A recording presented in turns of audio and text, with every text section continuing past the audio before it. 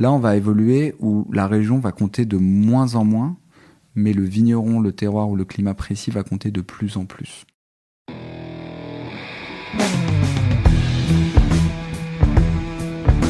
Le vin, le jaja, le pinard, le pif. Il existe une ribambelle de termes pour désigner ce breuvage que nous aimons tant, le jus de raisin fermenté. Et parce que vous et moi l'aimons passionnément, je vous propose de découvrir les secrets d'un bon vin. Parcourons ensemble le vignoble à la rencontre de vigneronnes et vignerons valeureux et engagés pour des discussions hautes en couleurs. Nous voyagerons à travers les régions, les cépages, les savoir-faire et les belles histoires du monde du vin. Je suis Romain Becker et je vous souhaite la bienvenue dans le bon grain de l'ivresse. Rencontrer Amaïa Saouli, c'est faire l'expérience de la fluidité. Fluidité de la pensée, du langage et du mouvement.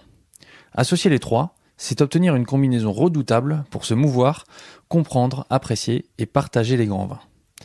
Directeur monde du département vin de la maison de vente aux enchères Bonhams, il me semblait essentiel, chers auditeurs et chères auditrices, de vous proposer de passer un moment avec lui. Pour profiter de son œil avisé et essayer de comprendre ensemble le monde des enchères, la notion de collection, les mécanismes de marché et ce qui fait une partie du sel de ces ventes, la séduction. Bonjour Amaïa Saouli. Bonjour Romain. Je te remercie infiniment de m'accueillir aujourd'hui. On est chez toi à Paris pour une discussion que j'espère riche et fructueuse, mais ça j'en doute pas beaucoup. Est-ce que tu pourrais commencer par te présenter s'il te plaît ? Merci beaucoup, c'est moi qui te remercie. Je m'appelle Amaïa Saouli, j'ai 40 ans, je suis le directeur monde des vins et spiritueux chez Bonhams. J'adore le vin et j'en parle assez régulièrement sur la planète entière. Alors, tu as une longue histoire maintenant avec le vin, même si tu es encore jeune, on a à peu près le même âge. Et je voudrais qu'on tire un peu ce fil-là pour ensuite arriver à ta situation actuelle. Tu l'as dit, tu es chez Bonhams, une grande maison de vente aux enchères. Comment est-ce que tu es tombé dans le vin ? Je sais pas si on tombe dans le vin. Pour ma part, en tout cas, c'est plutôt un parcours, un voyage qui a commencé à l'adolescence, où mes parents recevaient beaucoup. Donc, j'ai deux parents médecins. Je pense que ça, c'est quelque chose d'assez constitutif de mon parcours. Ma mère est psychiatre et mon père est ORL, donc s'occupe du nez, des oreilles et de la bouche. Et ils recevaient beaucoup. Ils étaient assez actifs dans la vie culturelle, associative, militante, et ils recevaient énormément à la maison. Et donc, il y avait toujours du vin, pas du tout les plus grands vins, juste du vin. Et ça rassemblait des gens qui se connaissaient pas ou peu et qui parlaient de sujets à 360 degrés, de la sociologie, de la politique, de ce qui se passait dans le monde. Et donc j'ai très tôt vu le vin pour ce qu'il apportait, plutôt pour ses valeurs humaines, humanistes, j'allais dire. Et qu'est-ce qu'était cette boisson magique qui rassemblait les gens et qui leur faisait dire, alors la majorité ça devait être des bêtises, mais dans le lot il y avait quand même 2-3 idées plus impressionnantes que les autres. Et ensuite j'ai toujours été attiré par la philosophie, par l'art en général, par les sciences humaines. Et donc absolument pas naturellement, j'ai fait une classe prépa, une école de commerce et j'ai fait de la finance pendant 15 ans, mais à la base, si tant est que j'aurais pu refaire ma vie, j'aurais bien aimé faire de la diplomatie, de la littérature ou de la philosophie, mais voilà, ces trois ne sont pas tant des métiers que des vocations, et donc j'ai fait un choix finalement assez inverse au début. Et ensuite, donc ce parcours-là en finance m'a amené un peu aux quatre coins de la planète. Donc d'abord à New York, puis à Londres. J'ai fait un temps qui a été très important dans ma vie à Séoul, en Corée du Sud, puis à Hong Kong. Et avant de revenir à Paris, et ce nomadisme-là me permettait de continuer sur cette route des vins petit à petit. Et en rentrant à Paris, c'est là où de facto on passait énormément de temps dans le vignoble, principalement dans le Sancerrois, et puis ensuite Bourgogne, Bordeaux et beaucoup en Toscane. Bon, t'es allé un peu vite, je voudrais qu'on revienne sur certains aspects de ta vie. Tu parles là de l'environnement dans lequel t'as grandi et des gens que côtoyaient tes parents. À quel point ça t'a marqué ça ? Qu'est-ce qui te reste de ces soirées et de ces échanges avec toutes ces personnes ? Écoute, mes parents étaient médecins dans les années 80, divorcés, j'étais fils unique, donc je sais pas comment dire, ils avaient pas grand monde pour me garder, ils étaient très actifs politiquement, ils étaient dans des associations de charité énormément. Et donc c'était tous les soirs, tous les week-ends, il y avait des débats, des dîners, de temps en temps des manifestations, etc. Donc c'est quelque chose qui m'a marqué parce que j'étais finalement plus avec les adultes qu'avec les enfants. Très tôt, ça je parle de la petite enfance, je parle des 5-6 ans. Et ce qui m'a marqué, c'était vraiment ce lien, j'allais dire humain, et ce plaisir du débat qu'on a aussi aujourd'hui. Et c'est ça qui vraiment m'a intéressé dans le vin, c'est cette capacité de le générer et des grands éléments que j'aime dans mon métier, et j'ai en plus la chance de le faire dans le monde entier, de l'exercer dans le monde entier, c'est cette rencontre là. T'as parlé de ton goût pour éventuellement la diplomatie. Malgré tout, tu t'es orienté vers une école de commerce. Qu'est-ce qui a fait la décision? Pour la résumer en une phrase, je suis un enfant de mon époque, donc j'étais des années 80 pour la naissance, et donc la majorité dans les années 2000. J'ai compris que la diplomatie de mon époque, c'était plutôt l'économie. Si je voulais voyager, si je voulais avoir cette espèce de passeport diplomatique, entre guillemets, c'était plutôt la finance qui allait me l'apporter, et les mathématiques, d'une certaine manière, étant un langage universel, c'était ça qui allait pouvoir me faire déplacer sur la planète entière, aller à la rencontre des gens, comprendre le monde. Et c'était finalement presque plus un élément, c'était ça qui m'intéressait en fait dans la diplomatie. Alors j'ai la chance d'avoir un beau-père diplomate, et donc ma femme a strictement interdit de continuer dans cette voie pour des raisons psychanalytiques évidentes. Mais blague à part, c'était vraiment cette idée d'aller à la rencontre du monde. J'ai eu la chance de beaucoup voyager entre guillemets en peu de temps, d'avoir fait beaucoup de pays, beaucoup de voyages qui m'ont construit, et la finance a été un élément important de ça parce que ça apporte aussi une forme d'indépendance très rapidement. Donc classe préparatoire, ensuite école de commerce. À ce moment-là, on voit ces dernières années que dans les écoles de commerce, il y a une relation avec le vin qui s'est beaucoup développée. Il y a des clubs de dégustation, il y a des animations, il y a des domaines qui vont carrément présenter leur vin dans ces clubs-là. Est-ce que c'était déjà le cas à ton époque? Et question qui corollaire, quelle était ta relation avec le vin quand tu avais 20-21 ans? Alors ça s'est beaucoup développé honnêtement entre guillemets à mon époque, si je peux m'exprimer ainsi. C'était pas tant le cas où c'était naissant, c'était le début. C'était d'ailleurs le début du vin tel qu'on le connaît aujourd'hui dans sa pédagogie. Je pense qu'il y a 20 ans, il n'y avait pas autant de festivals, d'événements, de livres, de podcasts, pour faire un petit clin d'œil. Donc il y avait pas tout ça. Très rapidement, on a constitué une très belle équipe de copains, comme ces écoles savent le faire. Et devine quoi, ils étaient eux aussi à des degrés très divers. Passionnés du vin, il y avait, je vais pas te cacher, de la fête aussi derrière. Donc il y avait. J'espère bien, oui. Voilà, il y avait de temps en temps plus d'éthanol que de tanin, mais c'était l'idée quand même d'aller explorer. Et voilà, donc j'ai pas fait ces associations là, mais néanmoins c'est le moment où on a commencé à aller dans le vignoble beaucoup. Et donc ma relation au vin à 20 ans, c'était aussi j'allais dire une forme aussi de 2.0, un deuxième point zéro. On a peut-être bu les pires bouteilles du vignoble français, mais de temps en temps, on savait aussi prendre le temps et se faire des bons dîners, etc. Donc on avait une vie qui était assez, estudiantine, mais en même temps avec des allers-retours entre ce que le vignoble peut produire de pire et de meilleur. Tu te souviens de tes premières sorties dans le vignoble et d'anecdotes, ou en tout cas de rencontres, soit avec des personnes, soit avec des vins qui t'ont beaucoup marqué? Je me souviens de la première, c'est marrant, c'est une bonne question. Je me souviens pas à quel moment j'ai passé la porte la première fois, mais alors des rencontres avec les vignerons qui m'ont marqué. Oui, je vais voir un vigneron comme je vais en pèlerinage. Enfin, je veux dire, il y a une forme d'humilité. On est là pour écouter, pour poser des questions. Il y a une rencontre peut-être, beaucoup m'ont marqué pour être honnête, mais une qui retient particulièrement mon attention, c'était chez Jacques Iblot.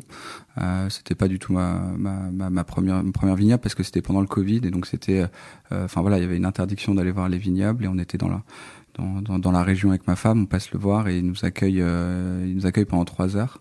Et au départ, il dit à cause des règles Covid, on va pas pouvoir vous faire déguster, puis devine quoi, 45 minutes après, allez hop, le Covid, voilà. Donc désolé mais c'est un domaine que j'aime beaucoup. Évidemment, il nous a quittés, mais ces vins restent avec nous. Et donc voilà, sa femme et lui m'ont accueilli avec un immense comment dire, un cœur grand ouvert à un moment où le monde se posait des questions, et donc ça me restera très fortement marqué. Ouais, et je partageais le fait que j'ai ouvert un Clomony 2014 la semaine dernière et que c'était quand même absolument magnifique comme vin. Exactement, je suis tout à fait d'accord. Après l'école de commerce, tu passes en finance, donc tu démarres ta carrière professionnelle. Tu démarres par quoi exactement? C'était quoi ton métier à cette époque-là? Bon, t'as toute une série de stages et d'expériences diverses. Il y en a la première vraie, si tu veux, où tu commences à t'installer dans la vie active, c'était à Hong Kong, la Cité Générale. Donc c'était une nouvelle première fois de pas mal d'éléments. Et là, on commence à aller dans les bons restos, à acheter un peu plus de vin que notre consommation. Et donc, alors c'est pas du tout l'esprit de collectionner, surtout pas à Hong Kong, qui sont probablement parmi les conditions les plus difficiles à cause du climat. Mais c'était commencer à discuter un peu plus avec les cavistes, passer un peu plus de temps avec le sommelier, commencer à acheter des livres, c'était le début aussi des premiers sites internet, de la première digitalisation, des newsletters, etc. Et donc, pour ça que je préfère ce mot de parcours ou de voyage dans le vin, parce que la seule chose qu'on fait, c'est se prendre conscience de l'étendue de notre ignorance, quoi. C'est que plus on commence à avancer dans cette passion-là, plus on se rend compte de l'étendue des diversités du vignoble, qui en plus est une science qui est très mouvante. Mon palais il y a 10 ans, mon palais dans 10 ans, plus du tout le même. Et la bouteille que je vais goûter maintenant et la bouteille que je vais goûter dans 3 ans aura évolué. Donc chaque seconde, ce monde-là évolue. On peut être un spécialiste de Picasso, il est né un jour, il est mort un jour, il a fait une production d'œuvres pendant cette période-là. On peut l'étudier et devenir, s'installer dans son œuvre. Pour le vin, c'est toujours une humilité renouvelée. On doit toujours aller explorer plus. Donc ça a commencé à Hong Kong et ensuite c'est vraiment 2 ans après, on est rentré en France, où là, avec des amis, on allait beaucoup à la Charité-sur-Loire. On passait des week-ends vins, on se faisait goûter à l'aveugle, on allait voir les cavistes, on allait voir les propriétaires, on allait goûter sur fût, et on avait 25 ans, 26 ans, et donc c'était là où vraiment, on va dire qu'il y a eu un vrai décollage en connaissance, en appréciation et en connaissance entre guillemets. Hong Kong, aujourd'hui, c'est une place forte du vin. Est-ce que ça l'était déjà à l'époque? Ou est-ce que tu as vécu plutôt les balbutiements ou les premières années de cette montée en puissance? J'ai vécu les premières années. Je suis arrivé en 2009 à Hong Kong. Et alors, le démarrage du vin à Hong Kong est très, très, très daté, puisqu'il date de 2008. Au moment où le gouvernement hongkongais décide de baisser les taxes à 0%, ce qui a créé un appel d'air massif de toute la filière. Commencer par les collectionneurs, par des marchands, par des boutiques, etc. De mémoire, je crois que les taxes étaient de 100% avant, et donc c'était presque prohibitif. Donc cet appel d'air de 100% à zéro a été le démarrage d'une espèce d'Eldorado pour les grands vins, pour les vins en général, les grands vins en particulier. Il y a un deuxième élément que moi je vois, c'est une théorie plus personnelle, c'est que la crise financière de 2008 a finalement dans la société occidentale a cassé quelque chose, c'est-à-dire que le mythe de la possession pour la possession était un peu terminé. On voyait ces images de traders qui étaient les tours de Lehman Brothers, etc. Donc on voyait que une partie de ce monde-là, des valeurs qui le constituaient, étaient plus trop à la mode. Et on est passé de la possession à l'expérience. C'est-à-dire qu'on a valorisé le fait d'expérimenter quelque chose plutôt que de le posséder, parce que c'était devenu un peu ringard d'avoir 10 Ferrari dans son garage, d'accumuler pour l'accumulation, ce qui était le paradigme des années 80, 90, 2000 un peu partout dans le monde. Et donc ça, je pense que c'est plus subtil, c'est plus sociologique, mais que tous ceux qui avaient un tout petit peu d'argent, qui avaient un tout petit peu au sommet de la pyramide de Maslow, se sont dit, on va prendre le vin comme une espèce d'accessoire pour mieux vivre. Et Hong Kong, qui est une ville qui est changeante, qui a un port hyper dynamique, cette capacité de changer de sociologie, d'adopter un nouveau mode de consommation beaucoup plus rapidement que des sociétés un peu plus matures comme l'Europe et entre les deux les États-Unis. Donc oui, j'étais à cette confluence là. Je saisis le sujet que tu me tends là sur cette évolution. Est-ce que d'après toi, cette évolution des modes de consommation, elle s'est confirmée depuis 2008-2009, notamment pour les biens de luxe?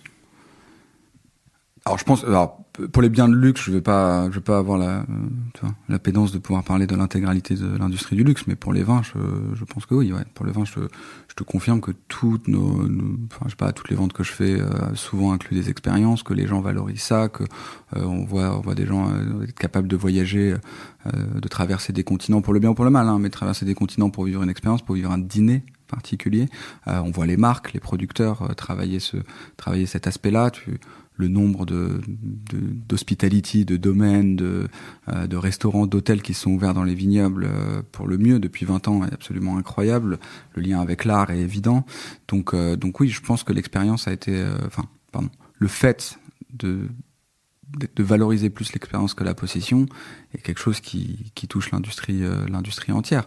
T'as beaucoup de groupes de luxe qui investissent dans l'hôtellerie, suivez mon regard. T'as beaucoup de domaines qui ont investi dans l'hospitalité de la même manière. Et d'une certaine manière, ça vient toujours avec des défauts, mais je trouve ça assez sain. Parce qu'en fait, là, ça y est, la rencontre humaine ou le temps passé, on valorise beaucoup plus notre temps que ce qu'on possède. Et j'en prendrai un dernier exemple. Alors ça, c'est très vrai aux États-Unis. T'as beaucoup de jeunes millionnaires ou milliardaires par toute l'économie de la start-up qui deviennent des digital nomades. C'est-à-dire qu'ils font le chemin inverse. Ils se dépossèdent de biens matériels. Ça ne veut pas dire qu'ils en ont pas sur le compte en banque, mais pour vivre de manière extrêmement uniquement expérientielle. Aller d'un état à l'autre, voyager, passer du temps comme ça. Et ça, c'est devenu une forme de nouvelle, pas encore une norme, mais c'est devenu en tout cas une vraie tendance. Et les valeurs du vin correspondent bien, font bien écho avec cette attente de la société de mieux vivre et de mieux rencontrer, de mieux dépenser le peu de temps qu'on a sur cette planète. Est-ce que c'est à cette époque qu'une partie du monde du vin est passée dans le monde du luxe? Est-ce que le vin, c'est un produit de luxe? Alors, pour répondre à ta question, je vais juste essayer de faire une minute pour définir le luxe. Le luxe, ça a toujours existé, c'est ce qui nous caractérise comme étant humains. On a tous un point de vue sur le luxe, même si on n'y a pas accès pour des raisons matérielles, mais on a tous un point de vue. On va tous juger quelque part, bien ou mal. Et donc, il y a énormément de choses qui constituent le luxe, c'est ce qui peut-être nous sépare de l'animalité.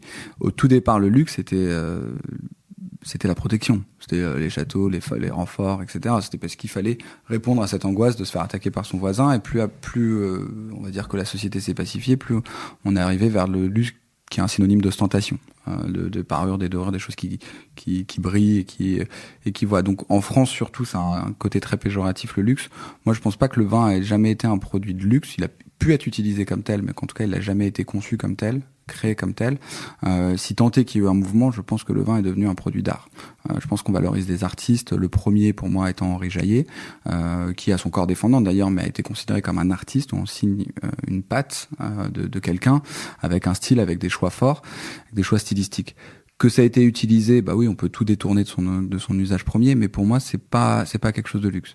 Il y a un deuxième élément dans le vin, c'est que quand on a des très grandes bouteilles avec des noms très reconnus, bah oui, de fait, on va avoir quelque chose qui sert à donner, sert à remercier, sert en partie peut-être à démontrer une position sociale ou une position intellectuelle. Et c'est un des usages, mais pour moi, c'est un peu l'arbre qui cache la forêt. Donc, je pense que vraiment, si tant est que ce soit quelque chose, c'est un produit d'art, et tous les grands vins essayent de se mettre dans cette... de démontrer en quoi ils sont uniques, en quoi le vigneron, en quoi le domaine, en quoi le terroir, parfois, est une œuvre unique. Et donc, c'est plutôt des mécanismes de galerie et d'art que des mécanismes purement de luxe. Là, il y a un changement de paradigme que tu es en train de nous décrire dans une partie du monde du vin, probablement dans les grands vins. C'est que tu parles de la patte de l'artiste ou du vigneron, alors nous, en France et en Europe, globalement, on est plutôt habitués à parler des lieux, des terroirs. Est-ce que ça, c'est un changement de fond, à ton avis, ou c'est un épiphénomène ou une niche, on va dire, dans une certaine partie du monde du vin?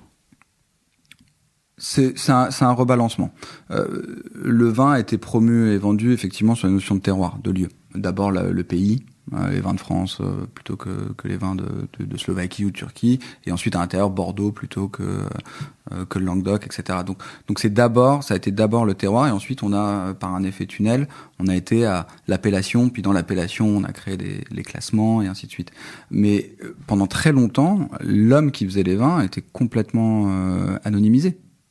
On le savait pas. De temps en temps, on avait le propriétaire, C'était une approche, on va dire, assez bordelaise de la chose, qui a fonctionné. On avait le propriétaire du domaine, qui était en fait un propriétaire vigneron, donc il y avait toujours un peu cette balance entre les deux. Mais celui qui faisait le vin, le régisseur, le chef de cave pour la Champagne, était assez anonymisé. Et effectivement, on est passé à quelque chose d'assez humain, où le terroir plus la qualité ou le talent du vigneron sont arrivés. Encore une fois, c'est je pense voilà, Henri Jayer qui a été le premier, on va dire, grand iconique, et ensuite s'en est suivi enfin voilà, Didier Dagno et ainsi de suite, donc on peut en citer plein. Et maintenant, il y a beaucoup de domaines qui ne sont reconnus presque autant pour leur terroir que pour la personne qui les porte. Et parfois on connaît le nom du vigneron ou de la vigneronne sans connaître vraiment le nom du domaine. Exactement. Mais c'est important dans l'appréciation du vin, dans la qualité.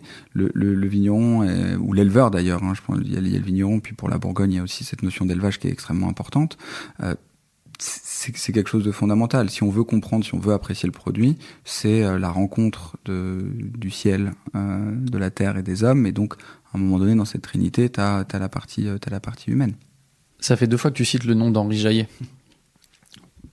Pourquoi est-ce que lui, d'après toi, ou on va dire son travail, est sorti du lot à ce point-là?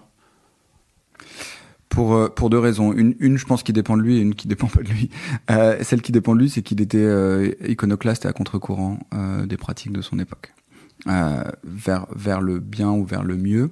Alors pour rappeler juste, parce que je pense que beaucoup de nos auditeurs en ont entendu parler, mais sans savoir exactement ce qu'il a fait, et tu m'arrêtes si je me trompe, mais un des grands apports d'Henri Jayer, qui est cité par beaucoup de vignerons et de vigneronnes, c'est un des premiers qui a fait une vendange 100% égrappée pour ses vins. Ah ouais, alors ça c'est une des toutes, oui, c'est certes c'est vrai, mais c'est une des toutes petites parties de, on va dire, de la philosophie ou du geste artistique d'Henri Jayer. Et c'était, pour la faire très court pour nos auditeurs, à une époque où le productivisme, les pesticides et un certain nombre d'industrialisations assez mécaniques et froides de la viticulture étaient en place, lui a dit non, on va faire un vin de terroir, un vin de lieu et un vin de personne. Donc on va faire des choix radicaux à une époque qui ne l'était pas. Alors que maintenant, ça devient la norme. Enfin, ça devient une forme de norme, en tout cas pour les grands vins. Donc ça, c'est pour les raisons et ensuite, il a beaucoup enseigné. Il a beaucoup, enfin voilà, il avait un système de filiation, j'allais dire intellectuelle, avec beaucoup d'autres vignerons. Donc sa philosophie a beaucoup essaimé. Ça, c'est pour les raisons qui dépendent de lui, de sa vie. Ensuite, il y a des raisons qui dépendent pas de lui. C'est sa localisation géographique, qui est probablement l'une des meilleures au monde, dans le monde du vin, puisqu'il était en France, ensuite en Bourgogne, et ensuite à Vonne-Romanée, qui est le village dans la Côte de Nuit, l'un des plus iconiques de du monde du vin. Donc il a été doublement porté par sa philosophie, et 2 par son terroir exceptionnel, et notamment le Cros Parentout, qui est un des plus petits climats de Vonne-Romanée, et c'est ça qui l'a porté. Donc ouais, je l'ai cité 2 fois, t'as raison, je vais peut-être faire la 3e, parce qu'il y a beaucoup de vignerons dont on pourrait parler, mais il est important dans ce point de bascule, dans ce point de bascule entre comme tu disais, vin de marque, puis vin de terroir, et là maintenant vin de vigneron. Je reprends le fil de ton expérience professionnelle.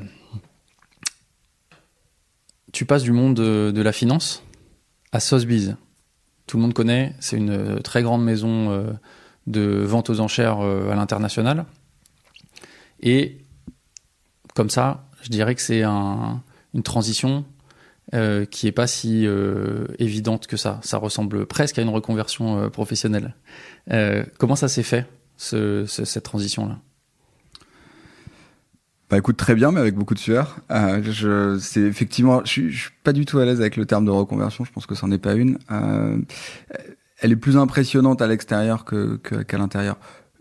Géographiquement, je suis passé de la place Vendôme à la rue du Faubourg Saint-Honoré, donc j'ai bougé de 300 mètres de bureau. Je suis passé d'une société américaine de 200 ans à une société anglaise de 250 ans, et je vendais des fonds d'investissement, et là je vends du vin, et dont beaucoup sont détenus par soit des fonds d'investissement, soit des grandes familles, soit des banques privées. Donc c'était et je faisais la cave de JP Morgan, et je faisais beaucoup d'événements vins à l'époque de JP Morgan, alors que là je faisais des événements plutôt sérieux chez Sotheby's. J'ai réussi à synthétiser ça dans une phrase qui est je faisais un métier raisonnable avec passion avant, et là je fais un métier déraisonnable avec beaucoup de raison. Donc c'était un changement qui était plus important à l'extérieur. Le vrai changement, ça aurait été d'aller dans le vignoble, ça aurait été de monter son domaine. Et là pour le coup, ça c'est une vraie reconversion de tout, quoi, géographique, etc. Là, honnêtement, j'ai pas vraiment d'explication de pourquoi je l'ai fait ou de comment je l'ai fait. C'est un jour, Sotheby's m'appelle, cherchait à créer le département des vins en France, en Europe continentale, basé en France. Il l'avait créé à Londres il y a une 50aine d'années, puis aux États-Unis, puis à Hong Kong justement en 2008. Et avec beaucoup de mouvements, le Brexit en faisait partie, mais pas que. Il y avait le besoin d'être au plus proche des vignerons et de l'Union européenne. Et donc, il cherchait, c'était une création de département. Donc, c'était un peu le mouton à 5 pattes. Il fallait avoir quelqu'un qui soit assez entrepreneur, mais qui connaisse le vin, mais qui connaisse la finance, mais qui ait bossé dans les grands groupes, etc. Et donc je crois que par défaut, ils ont trouvé que moi. Et du coup, on a passé un an quand même à discuter. On parle de 40 entretiens au rendez-vous, qui étaient plus des entretiens au bout d'un moment. C'était plutôt des discussions sur le business plan. Et on a passé un an entre les deux, où la journée, je travaillais en finance et le soir, je travaillais de facto pour Sotheby's ou pour ce projet. Et quand ils étaient prêts, moi aussi, on y a été. Comment t'as réagi la première fois qu'ils t'ont contacté? Qu'est-ce que ça t'a fait? Est-ce que ça t'a excité? Est-ce que ça t'a étonné? Non, ça m'a excité, les deux. Ça m'a excité, ça m'a étonné. C'était une profonde excitation de c'est possible, un petit vertige de se dire voilà, est-ce que c'est le bon choix, quoi. On se pose souvent ce genre de questions.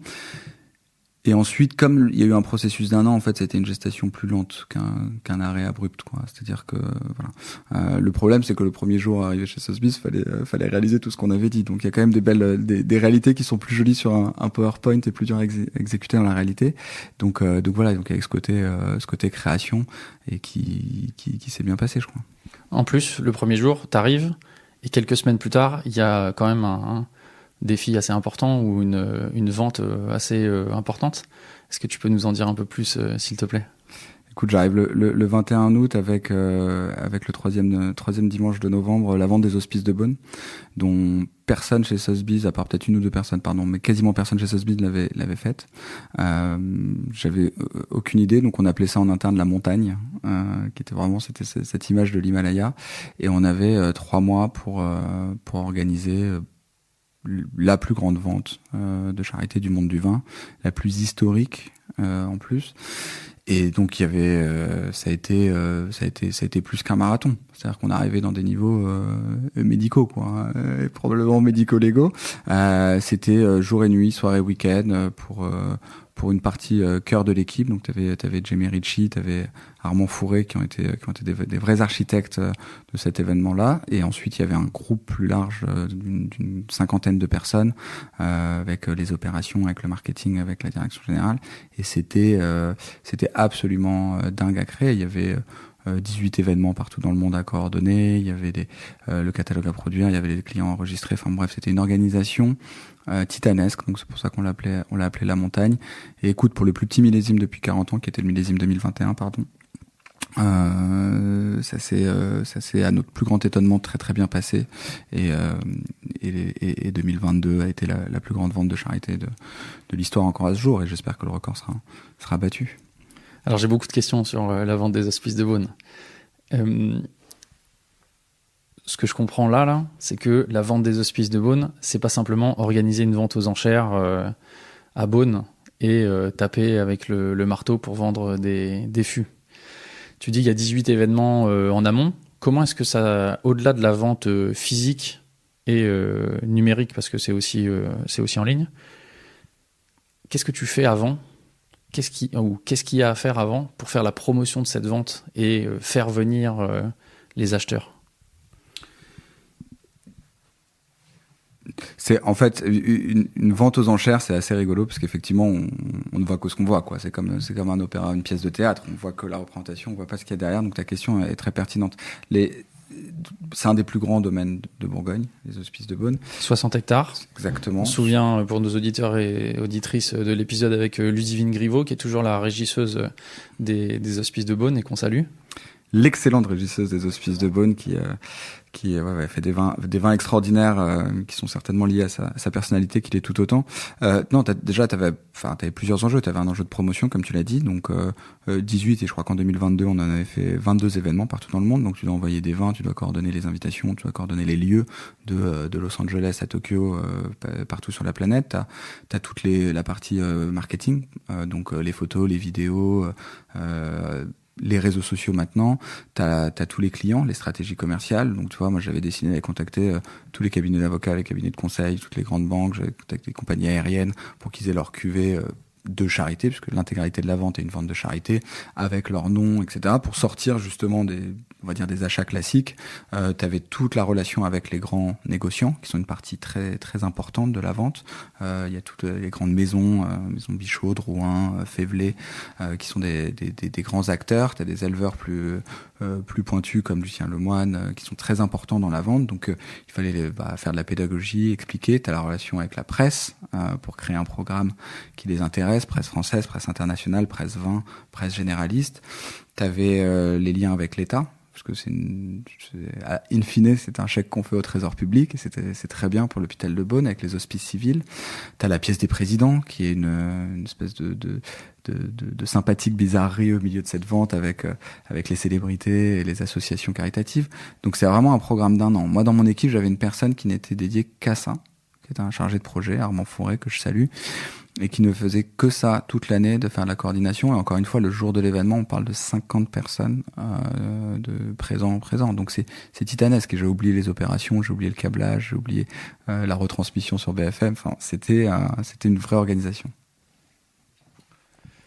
Est-ce que tu as des anecdotes un peu croustillantes à nous raconter sur ces ventes-là là. Notamment, j'imagine que l'année du record, peut-être, qui tient toujours, comme tu l'as dit, 2022. Il s'est peut-être passé des choses que nos auditeurs et nos auditrices ont envie de savoir. Ah, j'en ai plein des anecdotes. Elles sont toutes top secret. La confidentialité dans le monde du vin, c'est obligatoire. Il y en a énormément. Peut-être deux. La première, c'est que donc quand on prépare une vente, on fait des estimations, on se base on essaie de comprendre un peu les dynamiques de marché. Et en 2022, donc on a ce qu'on appelle des ordres à exécuter, des ordres absents. Donc les clients nous disent tu vas jusqu'à tel montant pour tel lot, et ainsi de suite. Donc avant des Hospices de Beaune, c'est un peu plus compliqué parce que t'as des lots similaires, que t'achètes le fût 1 ou le fût 3, c'est à peu près pareil. Donc t'as un peu plus de maths à faire, mais voilà. Et donc en gros, j'arrive le jour de la vente avec un classeur énorme d'ordres. Et les premiers lots passent. Et là, on voit que ça part à des sommes pas possibles. Et donc, on savait que ça allait bien se passer, parce qu'il y avait une trinité entre le millésime qui était exceptionnel, abondant, le marché qui était là. On pensait pas que ça allait aussi bien se passer au début. Et donc, au lieu de passer ma vente à exécuter des ordres, à prendre des ordres au téléphone, et à suivre le cours de la vente et à la gérer comme ça, j'ai passé ma vente à tenter de refaire les prix de gens qui étaient aux quatre coins de la planète en disant écoute, là on n'est pas du tout sur ces prix-là, on est 10, 15, 20, 30% au-dessus, est-ce que tu veux. Donc c'était quelque chose d'assez c'était fallait immédiatement se réadapter. Et la deuxième dans cette vente-là de 2022, c'était la pièce des présidents qui était faite par Benoît Magimel et Flavie Flamand. Et elle a été bizarre, cette pièce des présidents, parce qu'en fait la pièce qui était mise en vente était en l'hommage de Louis-Fabrice Latour, qui nous avait quitté un peu plus tôt cette année-là. Et donc, moi, j'étais pas confort avec cette idée. Parce que je trouve qu'on met pas la mémoire de quelqu'un aux enchères. C'est pas un bon mécanisme. Ça fait pas de sens. Et je l'ai dit, je l'ai écrit aux hospices, etc. Et donc, il l'avait quand même fait parce que c'était un personnage important. Et là, du coup, ça a obligé les acheteurs à des choix bizarres. Donc, ils sont tous mis ensemble. Les grands négociants, ils sont cotisés, ce qui était un beau geste de solidarité pour montrer qu'ils étaient partie d'une communauté. Ils s'étaient tous solidarisés pour acheter, mais ce qui, du coup, avait créé quelque chose d'un peu étonnant, un moment un peu bizarre. Et t'avais Benoît Magimel qui était un peu fatigué, probablement de quelques excès de la veille. Et Flavie Flamand qui est une présentatrice télé qui prend très très bien, très photogénique et qui a tenu bon, qui a un peu résisté à ce moment étrange. Mais ça a été pour nous, on n'était pas au courant, donc c'était quelque chose pour nous qui était assez bizarre à gérer. Mais après j'en ai plein d'autres, mais elles sont top secrètes. Les ventes aux enchères, c'est très réglementé en France, notamment sur les rémunérations. Là, tu parles de vente de charité. Est-ce que c'est pareil ? Et du coup, comment est-ce que Sotheby's est rémunéré sur la vente des hospices ? Écoute, je suis plus chez Sotheby's, je vais te répondre par amitié, mais c'est un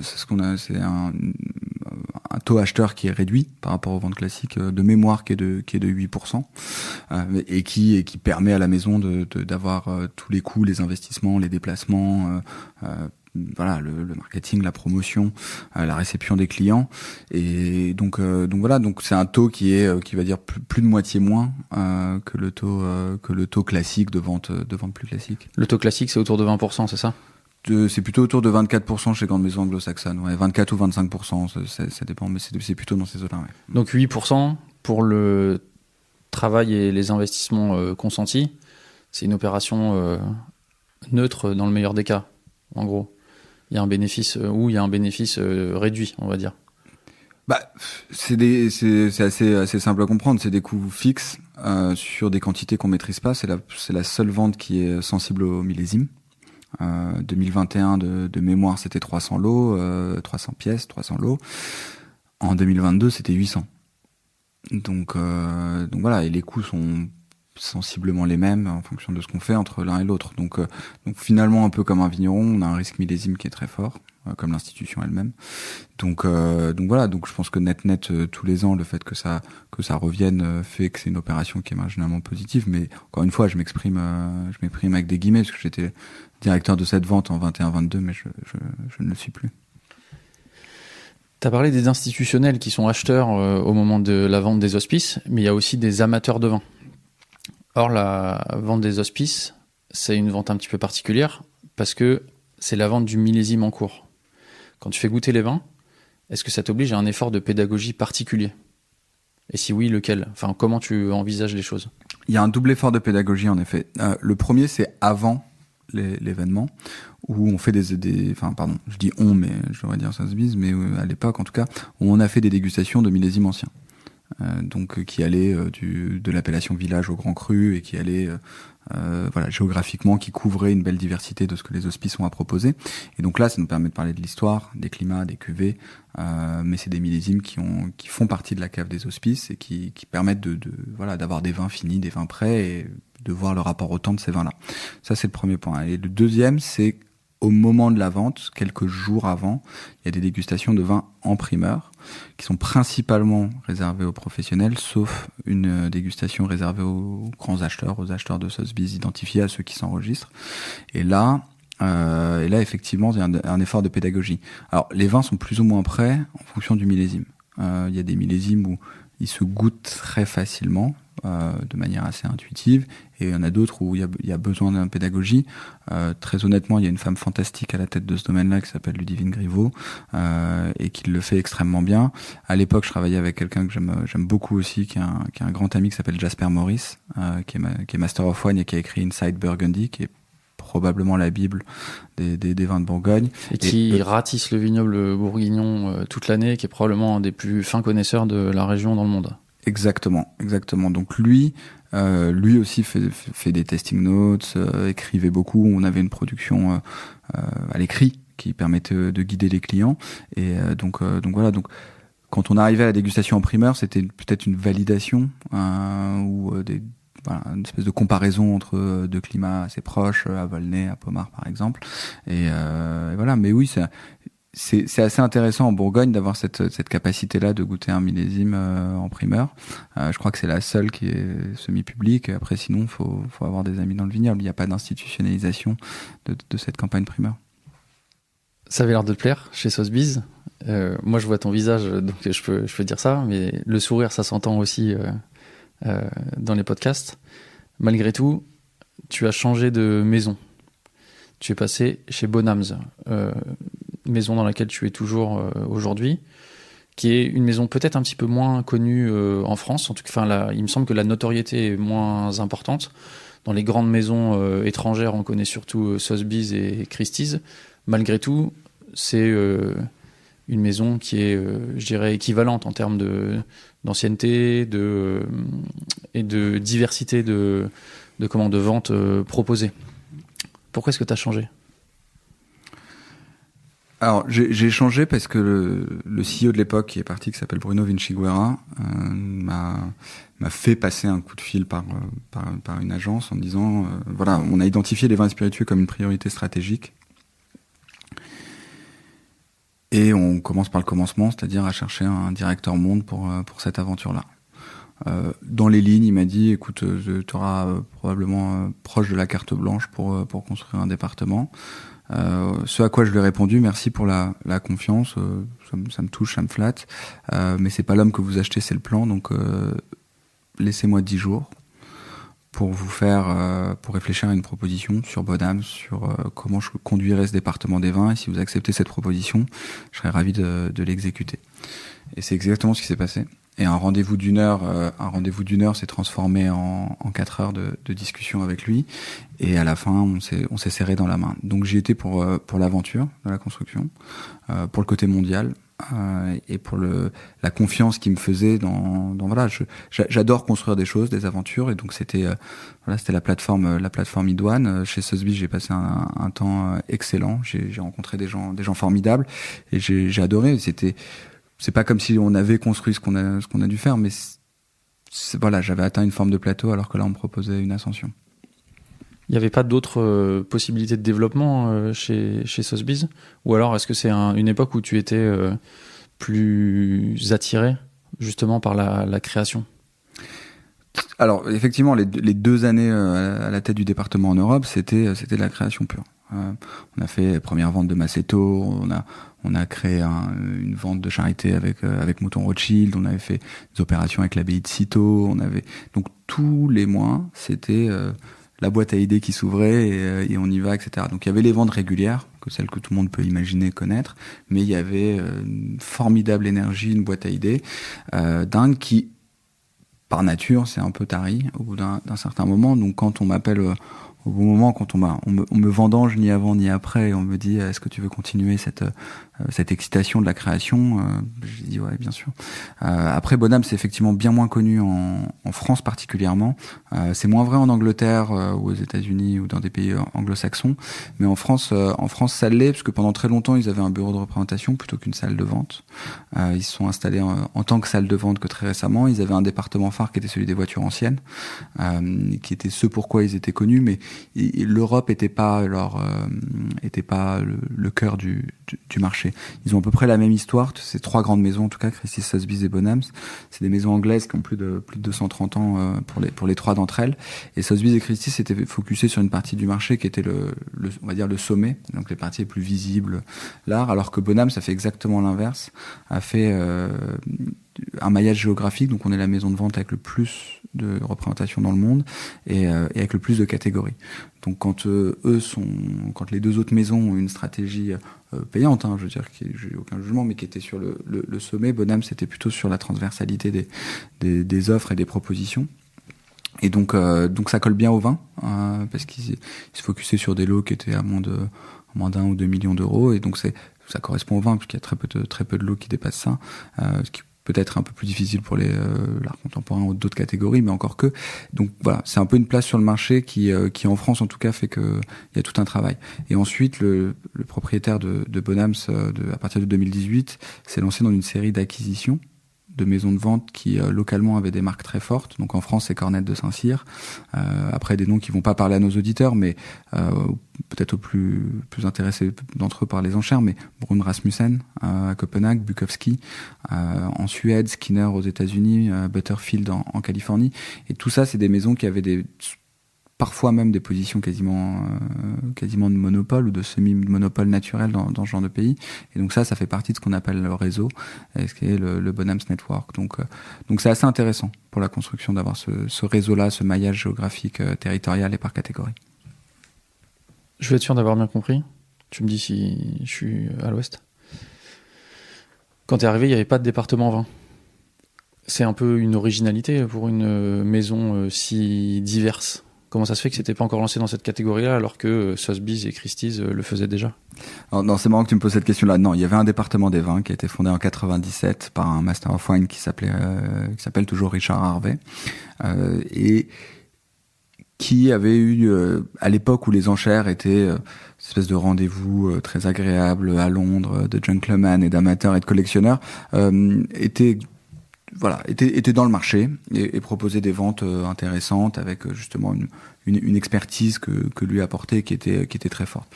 Et à l'orée des années 2010, avec une accélération en 2015, le marché s'est internationalisé, s'est digitalisé, et Bonhams n'a pas réussi à l'époque à capter vraiment cette tendance, et ça commençait à se voir. C'est-à-dire que le marché montait de 10 à 15% par an, les prix des vins, c'était la folie, les grandes ventes, et Bonhams en fait déclinait doucement, avec une très belle élégance, mais déclinait. Et donc c'est toujours difficile pour une maison de vente généraliste de comprendre les vins, parce que c'est un département extrêmement bizarre, qui a pas du tout la même structure de coûts, qui a pas les mêmes codes, etc. Les maisons, elles sont plutôt faites pour vendre de l'art, c'est normal, c'est leur jeunesse, c'est leur histoire. Et les vins, c'est une catégorie un peu étrange. Et donc ils l'avaient pas vraiment bien compris à l'époque. Et donc soit ils fermaient le département, soit ils investissaient dedans. Il y avait plus de choix. On était dans cette bifurcation-là, et donc ils ont évidemment choisi la deuxième option. Et donc ils m'ont appelé pour justement ce que j'appelle une renaissance du département quelque part. Donc c'est évidemment, j'ai un immense respect pour l'histoire, pour la legacy, pour enfin, voilà, c'est pas une coupure, c'est vraiment une renaissance. Et là, plus de la moitié des équipes étaient recrutées les 2 dernières années. On a changé tous les stockages sur la planète à part Londres. On a réinvesti en Écosse avec une licence, un stockage, une équipe complète. Donc ça ne ressemble plus à ce que c'était, mais tout en gardant cette continuité. C'est un vrai réinvestissement de l'espace des vins. Tu dis que le vin, c'est un département bizarre, différent de l'art. En quoi est-ce que c'est différent de vendre du vin et de vendre des tableaux, des sculptures, de l'art? Elles sont excellentes tes questions. C'est différent avant la vente. Pendant la vente, c'est à peu près la même chose, parce qu'on parle des vignerons, des domaines, des régions comme des mouvements artistiques, des artistes et ainsi de suite. Donc au final, il y a une vraie communauté de valeurs pendant la vente. Avant la vente, par contre, alors là, c'est un tout autre bazar, quoi. Évidemment, le vin, c'est un produit extrêmement sensible au changement de température, etc. Donc nous, on a des shippers qui sont dédiés, des centres logistiques dédiés, on a des entrepôts. On a quelque chose de fondamental, c'est que nous, notre activité est liée au volume.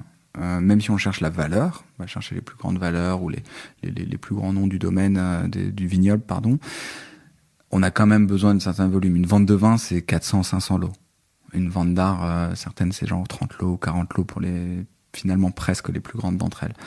Donc on a un rapport de 1 à 10, et ça impacte toute la chaîne logistique. Ça impacte les photographes, ça impacte la publication, le site, l'IT, la manière dont on communique. Donc c'est assez bizarre. On a une deuxième bizarrerie, c'est que pour lier à cet aspect volume, c'est qu'il nous faut plus de monde que la moyenne. Donc un manager qui connaîtrait aucune des catégories dirait attendez, t'as tes 3 copains du design ou de l'art contemporain, ils font je sais pas combien de millions à 3, et toi t'as besoin de 30 personnes pour faire à peu près la même chose. Donc t'as une structure de coût qui est inversée. Enfin, je dis oui, mais moi j'ai pas besoin des locaux autant qu'eux, j'ai pas besoin des catalogues, j'ai pas besoin de vente live autant qu'eux, et ainsi de suite. Donc il y a une structure de coût qui commence plutôt au début de la chaîne et qui s'amenuise après, alors que pour le monde de l'art c'est plutôt l'inverse. Donc c'est très différent, c'est très bizarre. Il y a très peu de maisons généralistes qui l'ont compris, donc c'est souvent soit une semi-indépendance qui se passe, soit une espèce de vie entre deux eaux. Mais c'est pour ça qu'on est finalement l'une des seules catégories où il y a des pure players, des gens qui ne font que des enchères de vin, qui existent quoi en tant que tels. Donc c'est pour ça qu'il y a une spécificité au vin qui d'un côté le rapproche du monde de l'art, plutôt dans sa vente et sa manière d'en parler, sa pédagogie, mais qui aussi l'éloigne dans son traitement, sa logistique et la manière de considérer les bouteilles, de les traiter et de les expédier. Là, ce que je comprends, c'est que toi, ton métier, finalement, au-delà de la vente en elle-même, d'être un intermédiaire entre un acheteur et un vendeur, c'est aussi d'assurer toute une chaîne logistique, notamment, et d'assurer aussi, notamment envers les acheteurs, une provenance. Et à ce titre-là, il y a un métier qui existe dans toutes les maisons de vente aux enchères, qui n'est pas forcément le plus connu, mais pourtant qui est fondamental, c'est l'expertise.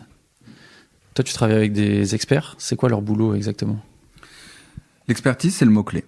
On vend deux choses de manière très, très pragmatique. On vend de la confiance à 90% et du désir à 10%, parce que on va bien mettre les lots en valeur, on va bien en parler et bien en écrire. Sur la confiance, c'est effectivement lié à l'expertise. Elle commence par la provenance, qui est un élément clé dans le vin, qui est lié à ce caractère aussi multiple, et qui devient de plus en plus importante au fur et à mesure que la maturité du vin est grande. Donc la provenance est clé. Nous, on refuse à peu près 90% de ce qu'on nous propose. Sur quels critères? Sur des critères de savoir qui les a achetés, auprès de qui, comment il les a conservés, quels ont été les mouvements du vin. Si on n'a pas de provenance, on refuse, à quelques exceptions près, mais on refuse quasiment tout. Donc c'est un élément clé, parce qu'en fait c'est un élément de confiance. Si je prenais tout, je serais redevable, comptable de ces bouteilles-là, que je vais ensuite aller vendre à d'autres, proposer sur le marché, vendre à d'autres clients, et ça va mal se passer. Si la provenance n'est pas établie, si les conditions de conservation n'ont pas été optimales, ça peut pas marcher. Je perds le client acheteur pour toujours, en fait. Il reviendra pas. Et donc, ce qui est tout à fait normal, je ferai la même chose de mon côté. Donc voilà. Donc on a ce devoir-là de ne proposer que ce qu'on est capable, que ce dont on est fier d'avoir accepté dans un premier temps. La deuxième, ça va être sur les estimations. On attend de nous d'avoir une connaissance fine du marché. On a des outils maintenant d'intelligence artificielle, des modèles, etc. En plus de l'expertise humaine qui nous permettent d'aller assez de manière précise sur quel millésime est demandé, quel vigneron et ainsi de suite, quelle cuvée à l'intérieur de chaque vignoble, chaque région, pour trouver des estimations qui soient fines. Elles sont généralement de 30% entre l'estimation basse et l'estimation haute, parce que c'est plutôt un art qu'une science. Donc on laisse un peu la place au marché d'exister. Et la troisième élément, c'est évidemment, ça c'est un peu lié à la provenance, mais c'est la contrefaçon, qui est un élément hyper important dans notre industrie, un élément de lutte en tout cas. Et là, on a des experts spécialement dédiés sur la contrefaçon, qui ne font que ça, qui sont soit sur les vins et même sur certaines régions maintenant, ou sur les spiritueux, et pareil sur certaines catégories de spiritueux, parce que c'est un enjeu de confiance extraordinaire.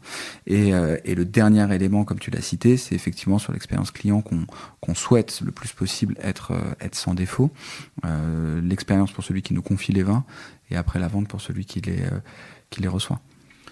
Sur la contrefaçon, l'expertise, elle se fait sur quoi? Parce que, alors on peut pas ouvrir toutes les bouteilles pour les goûter.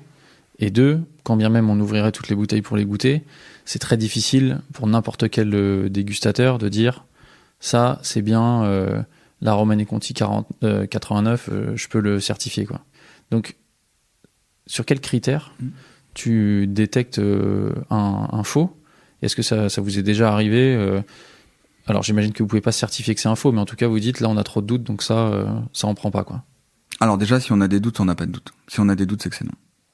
Déjà au premier doute. On a pour schématiser, il y a des secrets industriels derrière, mais pour schématiser, il y a 3 grands piliers. Le premier, c'est la provenance.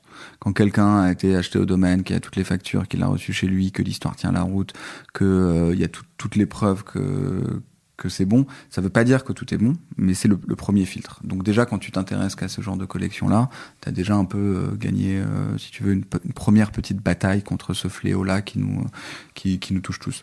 Le deuxième, on va inspecter chacune des bouteilles.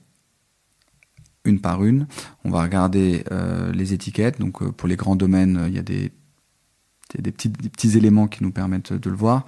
On va analyser l'encre, on a des microscopes, on a des lumières bleues, des lumières UV, et ainsi de suite. On va regarder la capsule, on va regarder les niveaux, on va regarder un certain nombre de choses. Donc, au-delà du fait de goûter, comme tu le dis, ça peut être un peu subjectif ou biaisé, chose qu'on fait d'ailleurs par ailleurs pour les grandes collections. Il y a déjà l'étiquette parle en plus de la provenance. Et la troisième, c'est et en interne et en externe, c'est d'avoir des banques de données déjà d'étiquettes, de labels, etc. D'être dans des groupes de travail avec d'autres maisons qui, quand quelqu'un repère un faux, il y a des groupes constitués, créés pour pouvoir échanger là-dessus.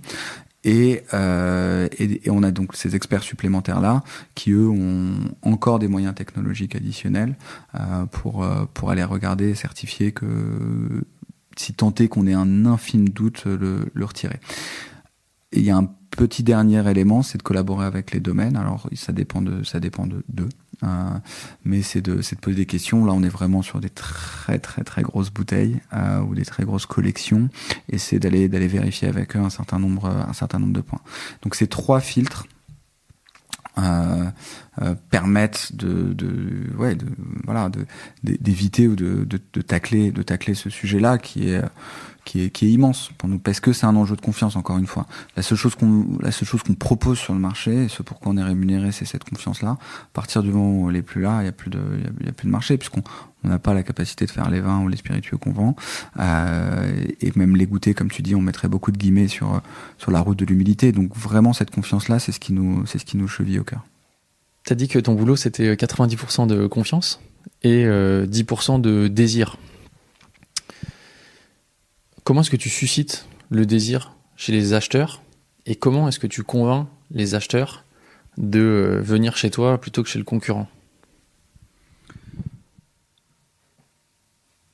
Tu suscites le désir en leur donnant de l'information, en leur permettant d'accéder à des expériences, à des dégustations, à des dîners, à des événements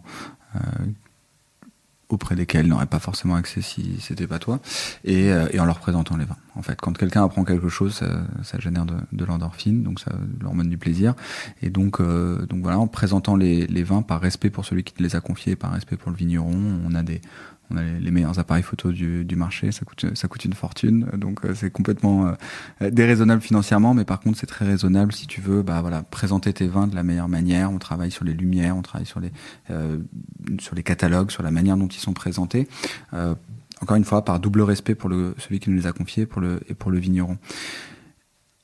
Donc ça, c'est un élément qui est important, qui vient à la fin. Si la chaîne de confiance n'est pas là, tu peux pas créer du désir, mais c'est pas pour qu'ils ne viennent pas chez le concurrent, c'est plutôt pour qu'ils découvrent un élément.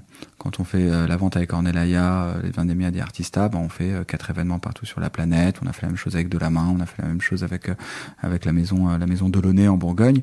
C'est qu'on propose une partie de l'expérience qui est d'aller à la rencontre des domaines, d'aller discuter avec le chef de cave, avec le propriétaire. Et ça, dans le monde du vin, on n'a jamais trouvé mieux que pour susciter l'achat, que d'aller à la rencontre des hommes qui l'ont fait, ou à la rencontre du vin en tant que tel, et d'où il est né. Et donc c'est ça pour moi qu'une maison de vente fait de mieux, de plus beau.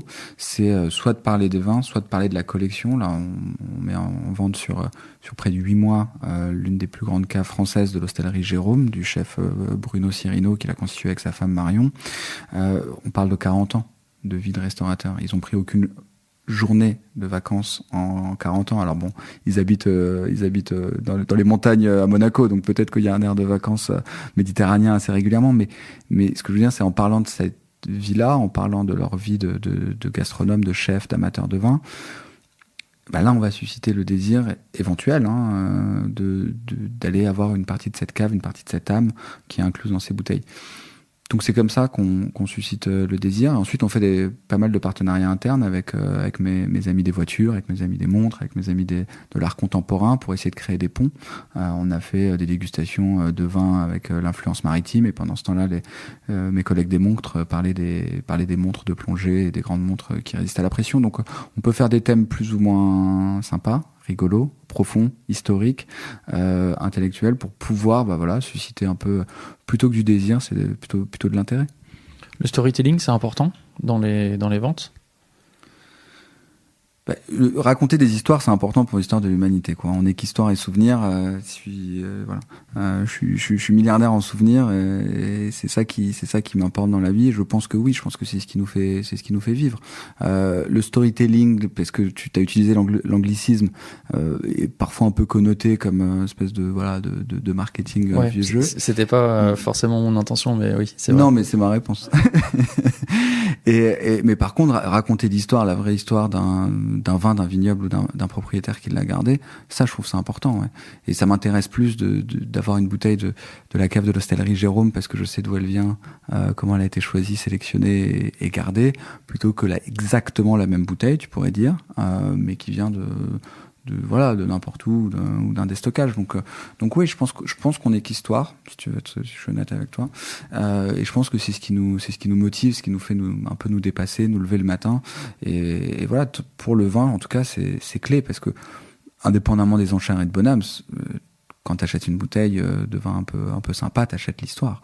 T'achètes l'histoire du domaine, de la région, et même si tu le sais pas, t'achètes même l'histoire géologique de tel ou tel terroir. Donc l'appréciation du vin, qui se reflète in fine peut-être dans les prix, mais c'est même pas le sujet. L'appréciation d'un vin, c'est la compréhension des histoires qui l'ont préexisté. Et t'achètes un petit peu aussi de l'histoire de la personne qui a collectionné le vin, comme tu l'as dit. Ouais, bien sûr. Puis, parce qu'il fait partie de l'histoire du vin. Un Claude Vougeot, ça a commencé avec les moines de l'abbaye de Cîteaux, mais ça se poursuit avec la personne qui a gardé ce Claude Vougeot pendant 20 ans chez lui, et quelle est l'intention qu'il a eue derrière, est-ce qu'il l'a partagé, etc. Donc t'as des très belles histoires de collectionneurs, t'as des très belles histoires de gens qui ont vraiment passé une vie à faire une curation de flacons. T'avais des avant-gardistes qui s'intéressaient à la Bourgogne dans les années 70-80, alors que personne savait que c'était la région que ça allait devenir maintenant. T'as des explorateurs, t'as des gens qui vont aller voir des vins du Nouveau Monde bien avant qu'ils soient reconnus. Et c'est ça qui est intéressant. C'est ça, en tout cas, qui m'intéresse le plus, pour être honnête. Cette notion de collection, là, elle est, à mon avis, pas si évidente en France. Enfin, c'est pas un mot qu'on utilise souvent dans le monde du vin ou auprès des amateurs de vin en France. Qu'est-ce que tu entends par collection, et pourquoi est-ce que c'est important pour toi de présenter des collections ? C'est effectivement pas un mot qui est très français pour l'amateur de vin, pour la bonne et simple raison qu'on est à 2 heures de tous les grands vignobles. À peu près n'importe où, je caricature, mais t'es à 2 heures de train de Bordeaux, de la Bourgogne, du Sud et ça. Donc la notion de manque, elle est pas vraiment française. Si t'aimes le vin, tu vas avoir on a tous nos cousins qui ont le petit producteur de champagne sous le manteau que personne connaît, qui est bien. Donc pourquoi aller accumuler des caisses ? Pourquoi aller accumuler des quantités déraisonnables alors qu'on a cet accès-là qui est facilité, et encore plus maintenant avec l'Union européenne, l'euro, et encore plus avec les grands pays comme l'Italie, l'Espagne ou le Portugal. La notion de collection, elle intervient quand il commence à avoir un petit manque. Quand l'accès est pas évident. Si toi et moi on avait fait un podcast à Santiago du Chili ou à Tokyo, l'accès au grand vin il est pas facile. Et il y a des raisons géographiques que tout le monde comprend, logistique, les droits de douane et ainsi de suite. Les droits de douane sur les États-Unis, c'est un sujet on parle pas d'un sujet du passé, on parle d'un sujet actuel. Donc tu commences à collectionner à partir du moment où tu as peur de manquer, et par le système, que ce soit des primeurs ou des allocations ou ta relation avec les marchands locaux, avec les importateurs, t'es obligé, si t'aimes ça, t'acceptes volontiers cette obligation, mais d'acheter un peu plus que ce que tu vas consommer.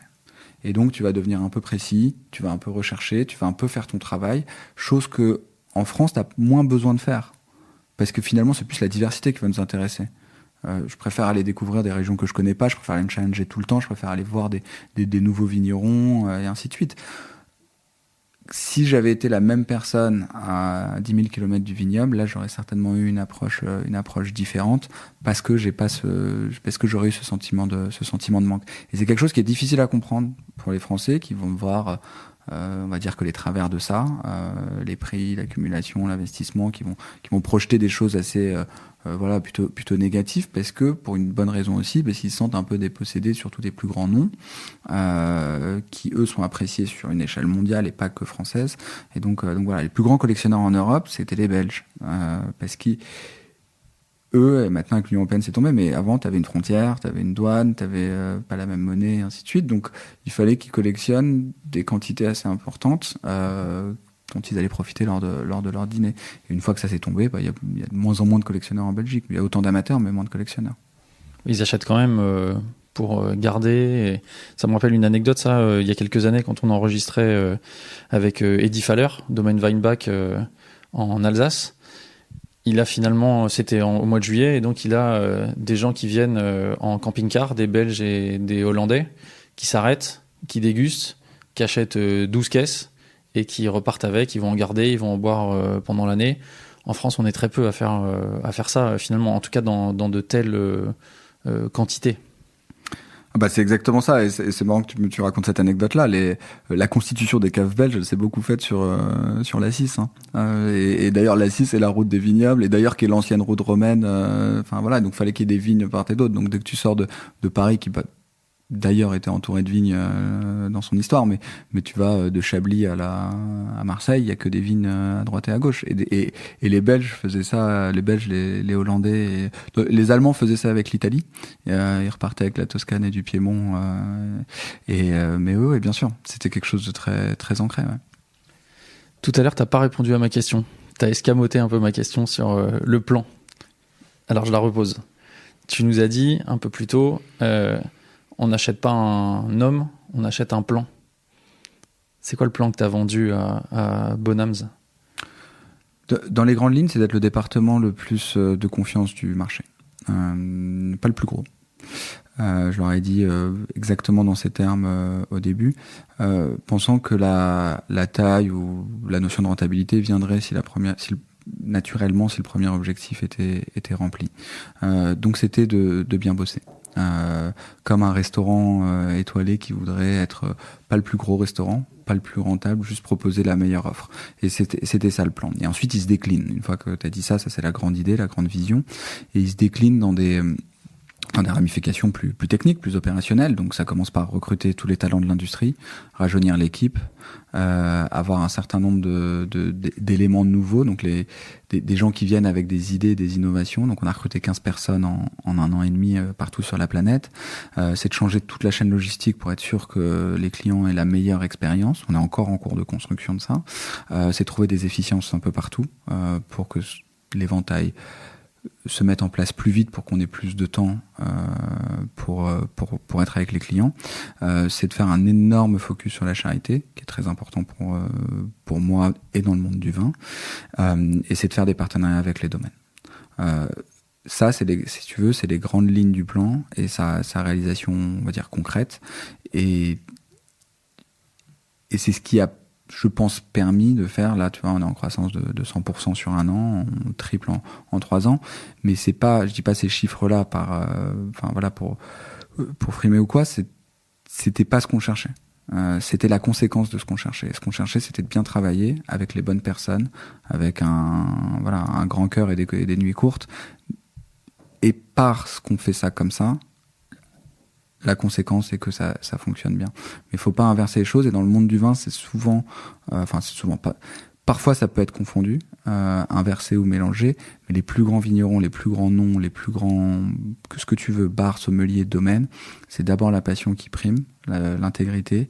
Et ensuite, si ces 2 éléments sont là, le reste suit, mais de manière assez logique.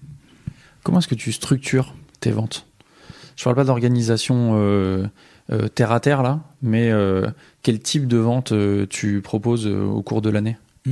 Écoute, tu as 3 grands types de ventes. Tu as la vente, on va dire, la plus classique, la plus simple à apprendre pour tout le monde, ce qu'on appelle en anglais multi-vendor, multi-propriétaire. On va rassembler alors entre 3 et 10, 15 caves souvent de particuliers à 70%, de temps en temps de professionnels. Et là, on va essayer de faire une curation pour proposer une diversité. Qui va des petites pépites du vignoble aux très grands noms, très connus, très établis, et en s'assurant autant que possible que chacune des collections ne rentre pas en conflit l'une avec l'autre. Sinon, on fait un peu le jeu de la tour de contrôle et on dit attendez, est-ce que vous voulez pas la mettre dans 3 mois parce que là on a déjà une collection qui risque d'être en conflit. Donc ça, c'est la vente la plus classique. Encore une fois, provenance souvent très exceptionnelle, parfaite. J'aime pas le mot parfait, donc exceptionnel est peut-être plus adapté. Et on en a régulièrement. Les dates sont fixées à l'avance et donc les collectionneurs peuvent venir et proposer leur vin là-dedans. La deuxième, c'est les ventes d'un seul propriétaire. En anglais, on appelle ça single owner. Là, on a une radiographie de la vie de quelqu'un ou d'un établissement, que ce soit un restaurant. On a fait la vente de Locanda Locatelli, qui est un restaurant italien à Londres, Hostellerie Jérôme, j'en ai déjà parlé un peu plus tôt dans le podcast, qui est un étoilé au nord de la Turbie. On a des ventes d'une personne, et donc là on a un peu ses goûts. On a ses goûts, ses défauts, ses passions, ce qu'il a aimé. On a du vieillissement souvent, donc on a des vins plus matures qui n'existent plus sur le marché primaire. Et là, c'est c'est un tout petit peu plus intéressant, si j'allais dire, intellectuellement, parce qu'on a un peu plus d'histoire à raconter. Et la dernière partie, c'est les ventes avec les domaines, en direct des domaines. Donc là, on va construire avec eux. On va devenir leur... j'aime bien parler de mariage temporaire, donc on va se marier avec leurs équipes. Et on va discuter de ce qu'ils veulent dire. Ça peut être les 200 ans d'une maison, un anniversaire, ça peut être l'histoire d'une renaissance, ça peut être une nouvelle cuvée. On n'est pas très bon pour les lancements de produits, mais pour les lancements de cuvées, je dis de produits. Voilà, mais je m'en veux déjà. C'est pas un gros mot. C'est pas un gros mot, mais c'est un terme marketing, alors que c'est pas ça que je voulais dire. Mais on n'est pas très bon pour les lancements, mais on est très bon pour peut-être magnifier ce qui existe depuis longtemps. Donc on va travailler avec les domaines, chacun va avoir des objectifs différents. Et j'ai dit 3, mais il y a un 3 primes. Souvent avec les domaines, on travaille sur des objectifs de charité. Donc parce que l'idée pour eux est pas de vendre, ils ont pas besoin de moi pour passer du volume, c'est pas leur sujet, ça n'a jamais été. Ils ont pas besoin des ventes aux enchères pour ça. Par contre, ils en ont besoin, 1, pour se rappeler au bon souvenir des collectionneurs, et 2, éventuellement pour lever de l'argent pour des charités qui leur tiennent à cœur. Donc on l'a fait à l'époque Sotheby's avec l'abbaye de Cîteaux, par exemple, où tous les producteurs de Claude Vougeot fait une cuvée. On l'a fait avec Baron Philippe de Rothschild, on le fait avec beaucoup de domaines, avec Ornellaia pour le Guggenheim à New York. Donc il y a beaucoup de domaines qui utilisent cette plateforme-là pour lever de l'argent pour des charités qui leur tiennent à cœur.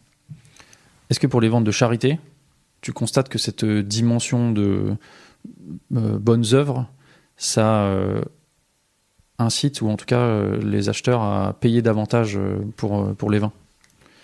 Est-ce que les valorisations, est-ce que les prix finaux de vente, ils sont sensiblement supérieurs à une vente équivalente qui serait pas une vente de charité? Je l'espère, oui, on travaille pour. Quand tu as un objectif charitable, par nature, tu sais pas trop pourquoi les gens ont décidé d'acheter. C'est une partie par intérêt pour le lot, une partie pour la donation, pour la charité. Donc on a la chance d'être en partenariat avec Musique et Vin, le festival qui a été cofondé par Robert de Vilaine et Bernard Hervé. L'intégralité des fonds vont à la charité, au fonds instrumental, pour offrir des instruments de musique pour les jeunes générations de talents musicaux. Si tu veux, évidemment que c'est pas que pour la bouteille de tel ou tel grand cru de Bourgogne. C'est évidemment pour ça que ça vient. Et l'intérêt, il est là. C'est d'utiliser le vin comme ce véhicule parfait de passage du temps et de relations humaines. C'est pour ça qu'il y a autant de ventes de charité avec le vin comme support. Sinon, ça a très peu d'intérêt. Tu as mentionné là plusieurs aspects qui font que des domaines viennent vendre directement chez toi. Tu as dit, ils n'ont pas besoin de moi pour passer du volume. Est-ce qu'ils ont besoin de toi pour passer de la valeur? Est-ce qu'ils viennent aussi, et encore une fois, c'est pas forcément il n'y a pas de jugement ni de quelque chose de péjoratif dans ma question. Mais est-ce qu'ils viennent pour des raisons financières? Je vais prendre un exemple. Aujourd'hui, c'est quand même la Bourgogne qui cartonne.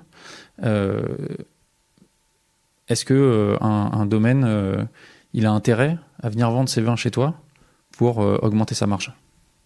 Alors posé comme ça, non, parce qu'on n'est ni bon en volume ni bon en valeur. Il y a très peu de domaines qui vont venus passer, tu vois, des vieux millésimes ou des très très grands formats juste pour ça, juste uniquement pour ça.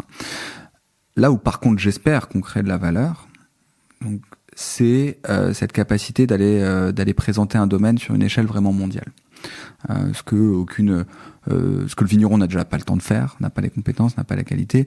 Moi, j'ai des équipes de communication partout sur la planète. Quand on envoie un communiqué de presse, il est en 4 ou 5 langues. Quand on fait une campagne de dégustation, on le fait souvent sur 3 ou 4 continents. On va aller explorer des nouveaux territoires du vin. On va aller faire des dégustations à Singapour, à Jakarta, à Dubaï, à Boston, à Miami. Donc, si tu veux, on va aller tourner dans des villes.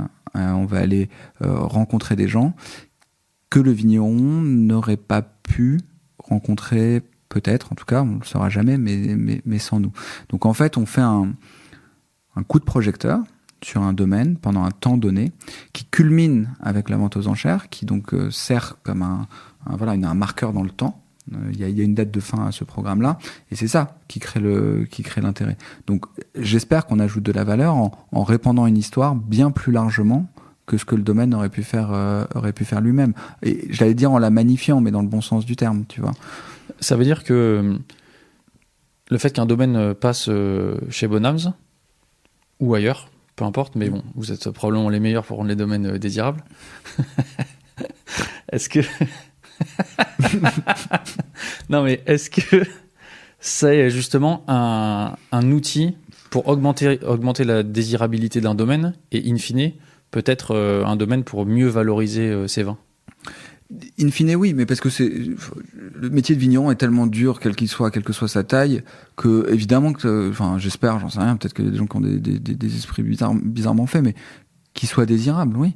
Bien sûr, qu'il soit désiré, qu'il soit à la fois avec cette schizophrénie partagée et conservée pour les générations futures, pour les vins qui sont amenés à vieillir, et qui est cette désirabilité.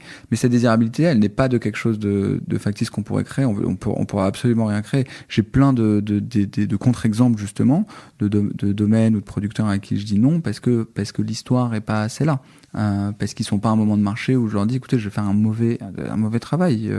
Donc ça ne peut fonctionner que si l'histoire est réelle, sincère, vraie, pure. Et là, on va utiliser des outils actuels, modernes. On va utiliser les 30 experts qu'on a chez Bonhams, partout sur la planète, qui, eux, passent leur journée avec les clients. Et on va utiliser les 1000 collègues qui sont un peu partout, qui sont multicatégories, en disant, écoutez, voilà, pendant 2-3 mois, les amis, on va ne parler que de cette maison-là. On va présenter cette cuvée-là, on va en raconter l'histoire. Et c'est ça qui est fascinant. Si tu veux un exemple, par exemple, on a collaboré avec la maison Delamain dans le Cognac, qui est une région qui vit beaucoup de difficultés depuis quelques années, et encore plus maintenant, avec un projet qui était pour leur bicentenaire, où c'était une Dame Jeanne qui réunissait très symboliquement et de manière très poétique tous les maîtres de chez qui fait l'histoire de Delamain par un liquide. Donc il y avait du 1914, etc. Donc c'était un assemblage de tous les maîtres de chez depuis 200 ans. Et on a fait 4 dégustations dans le monde. Dans chaque dégustation, tu dégustais un seul des assemblages qui ont été réalisés. Donc tu pouvais avoir la vision globale que si tu t'amusais à voyager dans le monde entier, ce qu'évidemment personne n'a fait. Mais tu avais ce symbole-là des 200 ans de la maison dans une Dame Jeanne unique.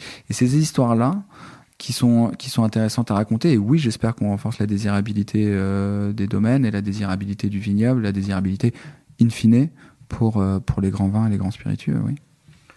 Je voudrais essayer de te soutirer un petit peu des anecdotes à nouveau. On a parlé d'estimation tout à l'heure. Est-ce que ça t'est déjà arrivé d'avoir des vendeurs qui viennent vers toi et qui sont déçus par les estimations, à tel point que ils sont plus vendeurs, par exemple? Oui, bien sûr, et ça m'arrive très souvent. En fait, ça dépend des contextes de marché. Quand le marché est haussier, ce qui était le cas en gros, pour faire simple, de 2020 à 2022, 2023, ils sont positivement surpris parce qu'ils les ont achetés, ils ont acheté les flacons bien moins chers et parce que la distance entre le marché primaire, donc ce que les vignerons ou les cavistes ou les marchands proposent, et les enchères, est grande. Il y a eu un double mouvement. T'as beaucoup de régions qui ont augmenter leur prix, beaucoup de producteurs qui ont augmenté leur prix pour justement un peu rattraper, si tu veux, cet effet avec le second marché, et pour certains qui l'ont dépassé, donc ils vont sortir des millésimes plus chers que la réalité finalement du second marché. Et donc là, tu as beaucoup de gens qui arrivent et qui sont entre guillemets déçus des estimations et qui méconnaissent, si tu veux, le système des enchères, qui pensent que les estimations ça va être le prix final. Non, les estimations il faut qu'elle soit assez haute pour inspirer la confiance, pour dire, écoutez, voilà, c'est un peu le prix de marché, mais qu'elle soit assez basse pour susciter l'intérêt et l'excitation au début, pour qu'il y ait un intérêt, si tu veux, un peu économico-œnologique des amateurs pour se connecter, pour prendre le temps de s'enregistrer, de regarder le catalogue et tout ça. Donc c'est un point de démarrage. Plus on fait bien notre métier, de le promouvoir sur une scène mondiale, d'en parler à la terre entière, d'avoir des experts qui sont mobilisés et qui d'ailleurs, by the way, mes experts, quel que soit dans leur endroit dans le monde, vont promouvoir les ventes où qu'elles soient. Donc c'est vraiment une plateforme mondiale, si tu veux.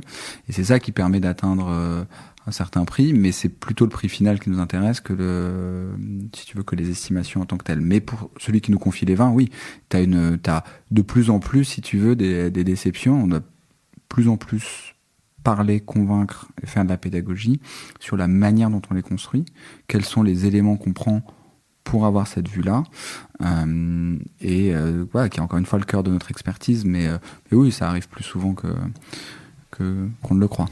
Est-ce que tu as déjà eu des demandes extravagantes de vendeurs? Oui, j'ai eu pas mal de demandes extravagantes de vendeurs. Je sais pas si tu veux des anecdotes. Alors les plus extravagantes, c'est souvent il y avait ce collectionneur-là de grappa italienne.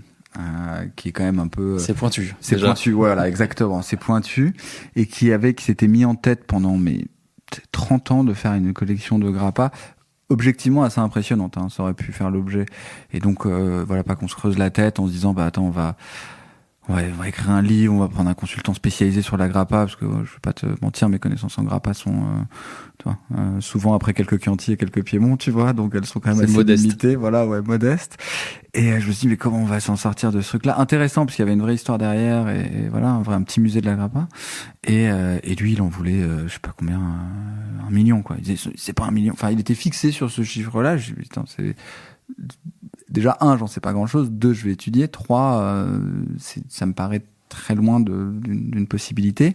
Et si tant est qu'on y arrive, c'est par le mécanisme de pédagogie, d'éducation, d'événements partout dans le monde et ainsi de suite, avec je voulais faire des reportages, des podcasts. Enfin, il va falloir qu'on en parle et qu'on se batte pour cette collection parce qu'elle va pas se vendre naturellement.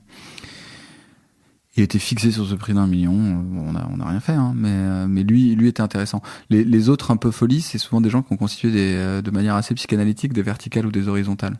Alors ça marche beaucoup avec Bordeaux, des verticales de moutons, de Ikem, etc. Et qui eux, pareil, sont fixés à l'idée de se dire que si on les casse en plusieurs bouteilles ou en plusieurs lots verticales, on avait cassé une partie de leur valeur, alors qu'en fait non, enfin on rend juste la vie plus simple à ceux qui voudraient enchérir. Et donc ça on en a plusieurs, on en a sur les whiskies aussi. Ils voient ça comme un affront d'un travail de plusieurs décennies, de rassembler cette verticale là. Et donc ça souvent ça achoppe, et il y en avait un petit peu il y a 20 ans. Maintenant il y en a de moins en moins de ce genre de choses qui sont intéressantes, hein. Moi j'aimerais bien en avoir une, mais c'est un peu on va dire les cas les plus bizarroïdes, ouais.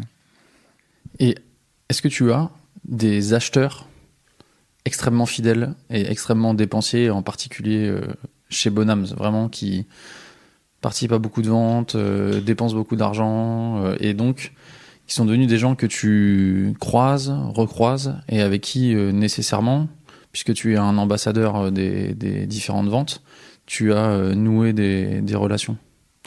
Bon, déjà il y en a pas assez, peut-être jamais assez. mais bien sûr, évidemment. C'est plus que nouer des relations. Pour certains d'entre eux, alors ça se commande pas, mais pour certains d'entre eux, c'est des amis. Parce que c'est encore une fois, je disais, cette notion de confiance. Les acheteurs qui tombent le plus dans cette catégorie-là vont même me donner un budget. En me disant tu me dépenses tant de milliers d'euros dans cette vente, je te fais confiance. Vont me demander des conseils et ainsi de suite. Donc bien sûr qu'il y a ce rôle-là. Il est important, il est clé pour moi. Et ça, je parle de particuliers. Alors les marchands, les acheteurs institutionnels, de la filière du vin, eux ils savent ce qu'ils font. Ils ont des acheteurs professionnels, ils ont des équipes d'analyse. Mais pour les particuliers, ouais, bien sûr qu'il y en a. Et c'est là où je te disais que la provenance était clé, où l'expertise était clé, c'est que ces personnalités-là qui font le succès de notre département, elles sont extrêmement dures à gagner, elles sont extrêmement faciles à perdre. Et des problèmes, il y en a. Il y a des problèmes de shipping, il y a des problèmes de bouteilles cassées, il y a des problèmes de vin oxydé, bouchonné. Ça arrive très très peu, heureusement, c'est moins de 0,01%, mais ça arrive. Et si en plus tu rajoutes les douanes et les temps de passage de douane, ça fait pas mal de choses. Eux, faut les traiter, on les traite tout le monde de la même manière, ce que je veux dire, mais c'est que eux, faut être sûr que tu aies un maximum d'éléments en place pour garder leur confiance, bien sûr. Mais oui. Alors, sur une bouteille qui est cassée, on peut comprendre que c'est de ta responsabilité, on va dire. Enfin, en tout cas, c'est toi qui vas t'arranger avec le transporteur. Mais sur une bouteille qui a un défaut, qu'est-ce que tu fais? Comment tu réagis à ce moment-là? C'est un sujet compliqué. Je vais te donner un chiffre, hein.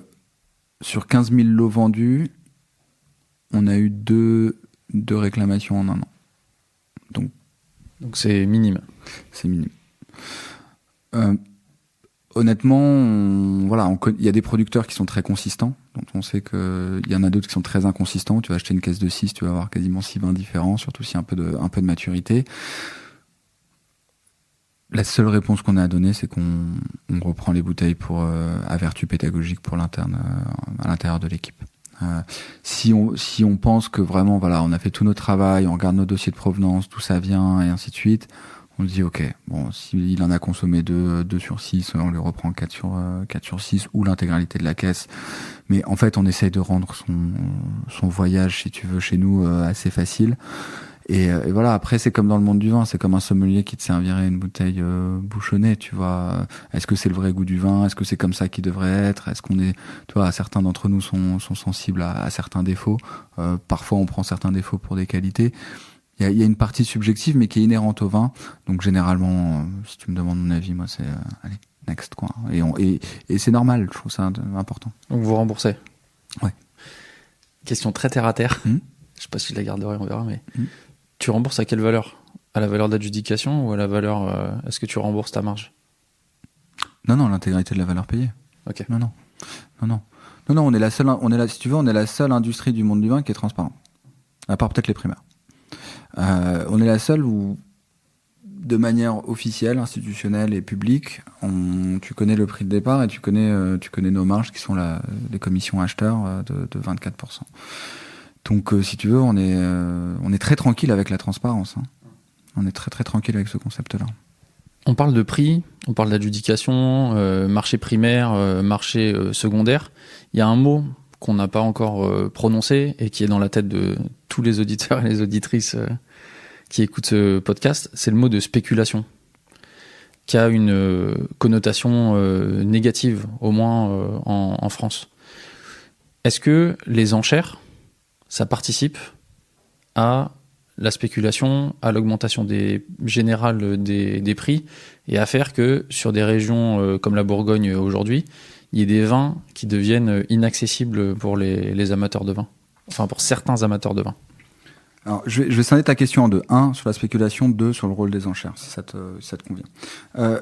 La spéculation, en effet, comme tu l'as dit, c'est un peu il y a au moins 4 des 7 péchés capitaux là-dedans, et donc c'est très négativement vu. Alors encore plus quand on parle de vin, qui est un produit avec une connotation religieuse, avec une connotation de terroir extrêmement forte, etc. Donc c'est un peu de la nitroglycérine, si tu veux, qu'on met dessus. Ouais, et en plus, dans le cas du vin, l'idée c'est quand même que il y a quelqu'un qui va prendre une marge supérieure à celle qui a été prise par le vigneron, et ça choque beaucoup de monde. Exactement. Mais ça, si tu veux, je l'entends, mais on va poursuivre sur cette notion de spéculation, parce que je pense qu'il y a une énorme confusion dans les termes entre la spéculation et l'appréciation.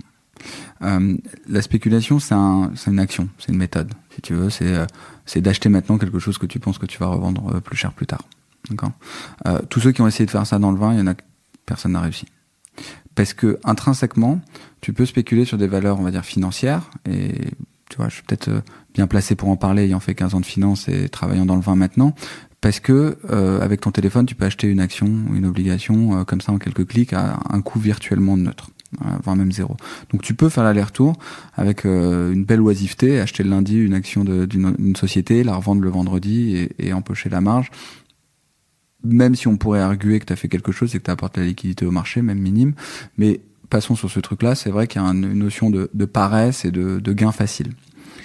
Sur le vin, déjà, tu as des coûts de transaction. On en a parlé, tu en as parlé au début. Chez Bonham, dans toutes les maisons de vente, c'est 24-25%. Chez un marchand ou un caviste, tu connais pas sa marge, mais il y en a une. Et parce que tu peux difficilement spéculer sur un produit qui est physique. C'est intrinsèque. Tu vas devoir le stocker, tu vas devoir le garder, tu vas avoir des coûts de transaction qui sont énormes. Donc si tu achètes une bouteille à 100, quel que soit, Bonham, Saint-Marchand, un caviste, peu importe, en gros, elle vaut déjà 70. Donc si un jour tu veux récupérer tes 100, il faut falloir qu'elle vaille 130 parce qu'il va falloir que tu aies quelqu'un d'autre derrière qui te le revende. Donc tu peux t'amuser à faire une ou deux bouteilles comme ça, un coup à gauche, à droite, etc. Mais en soi, ça ne peut pas fonctionner. Alors que le marché des vins a pris plus de 1500%, il y a très peu de fonds d'investissement en vin qui existent. En partie à cause de cette limitation physique, technique, qui est primordiale. Maintenant, ce que les gens prennent pour de la spéculation, c'est de l'appréciation pour une grande partie d'entre elles. Et on reviendra sur le rôle des maisons de vente. C'est-à-dire qu'en fait, spoiler alert, la Bourgogne s'est appréciée en 20 ans. La connaissance de la Bourgogne, la compréhension des climats, c'est devenu patrimoine mondial de l'UNESCO. Ils font de meilleurs vins à chaque millésime. Les millésimes sympas se suivent. Ils résistent mieux aux aléas climatiques. Tu vois, pas tous comme le froid, mais ils ont des techniques pour se protéger, et ainsi de suite. Ils ont fait un travail dans les cuves, dans les chais, dans les caves, de promotion. Qu'elle soit de 20 ans après, ouais. On est tous conscients, toi et moi, qu'un grand blanc de Bourgogne, c'est exceptionnel et que des terroirs qui avaient déjà été identifiés empiriquement, c'est ni par Romain ni par Amaïs, par les Romains, par la religion catholique notamment, eh ben, guess what, c'est bon. C'est bien. Et ben, quand tu fais 6000 bouteilles, que tu t'appelles le domaine de la Romanée-Conti et que tu es au cœur de Vaune Romanée, 6000 bouteilles quand tu as 8 milliards d'êtres humains, ouais, tu peux pas en faire plus. Donc tu as une appréciation parce que tu as une connaissance qui se met en place. Et tu as des régions qui baissent. Si tu as fait une spéculation, tout ne serait qu'une infinie ligne droite qui monte. Tu as des régions qui baissent, tu as des régions qui vont pas bien, tu as des domaines qui baissent, tu as des domaines qui montent, et heureusement, encore une fois, que tu aies ce rebalancing-là. Donc, si tant est que tu de la spéculation dans le vin, à proprement parler, t'en as, et c'est en fait pour le garder, pour faire déjà un effort de conservation du vin, et on est tous aussi d'accord, tout aussi amateurs qu'on est, que la plupart des grands vins, ils s'apprécient avec le temps, jusqu'à un certain point. Donc ça, c'est pour le rôle de la spéculation. Ensuite, le rôle de la maison de vente, si tu penses qu'un agent immobilier fait monter le prix de l'immobilier à Paris, peut-être. Peut-être que s'ils font tous très très très très bien leur métier, peut-être que s'ils présentent bien tout parfaitement, qu'ils fluidifient toutes les transactions, ils vont aider à la transaction immobilière. Et donc nous, si tu veux, on a ce rôle-là. Moi, j'ai plusieurs domaines qui m'appellent en disant mes vins sont pas assez chers sur ta plateforme. Pourquoi ? Parce que le prix auquel ils sortent est supérieur à celui auquel on pourrait le vendre, parce qu'ils ont été un peu trop dans leur appréciation de prix. Donc, qu'on participe de la transaction des vins, oui. Qu'on participe de la pédagogie, complètement. Qu'on propose des vins qui sont inaccessibles au commun des mortels, inaccessibles à quasiment tout le monde, et qu'on le propose sur une plateforme libre, publique, régulée comme telle, où on connaît le cours, où on connaît nos frais, ça, totalement. Est-ce que ça participe de la fluidité des marchés ? Oui. Est-ce que ça participe de la spéculation ? Je pense pas. Et je finirai par un dernier point.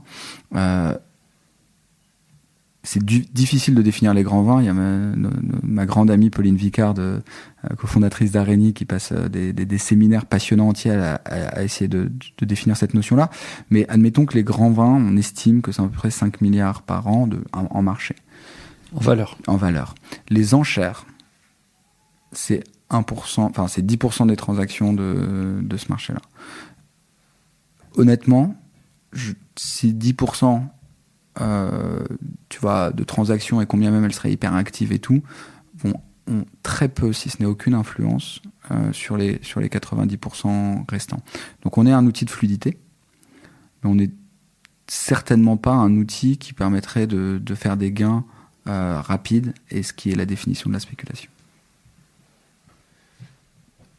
Tu viens de faire une très belle passe décisive sans le savoir, mais on s'est rencontrés, en fait, toi et moi, l'été dernier, justement, à un des séminaires organisés par Pauline Vicard, qui est passée dans ce podcast il y a quelques mois, qui est la directrice et créatrice du think tank Areni Global. Les séminaires qu'elle organise, elle réunit un certain nombre de personnes qui évoluent dans le monde des grands vins, avec des thèmes particuliers. Il y a des séances de travail, des conférences.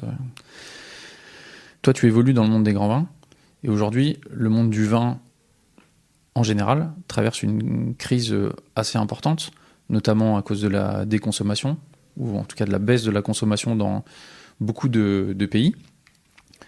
Est-ce que dans ce monde du vin, le monde des grands vins, il se porte toujours bien, ou est-ce que lui aussi, il voit cette crise arriver ?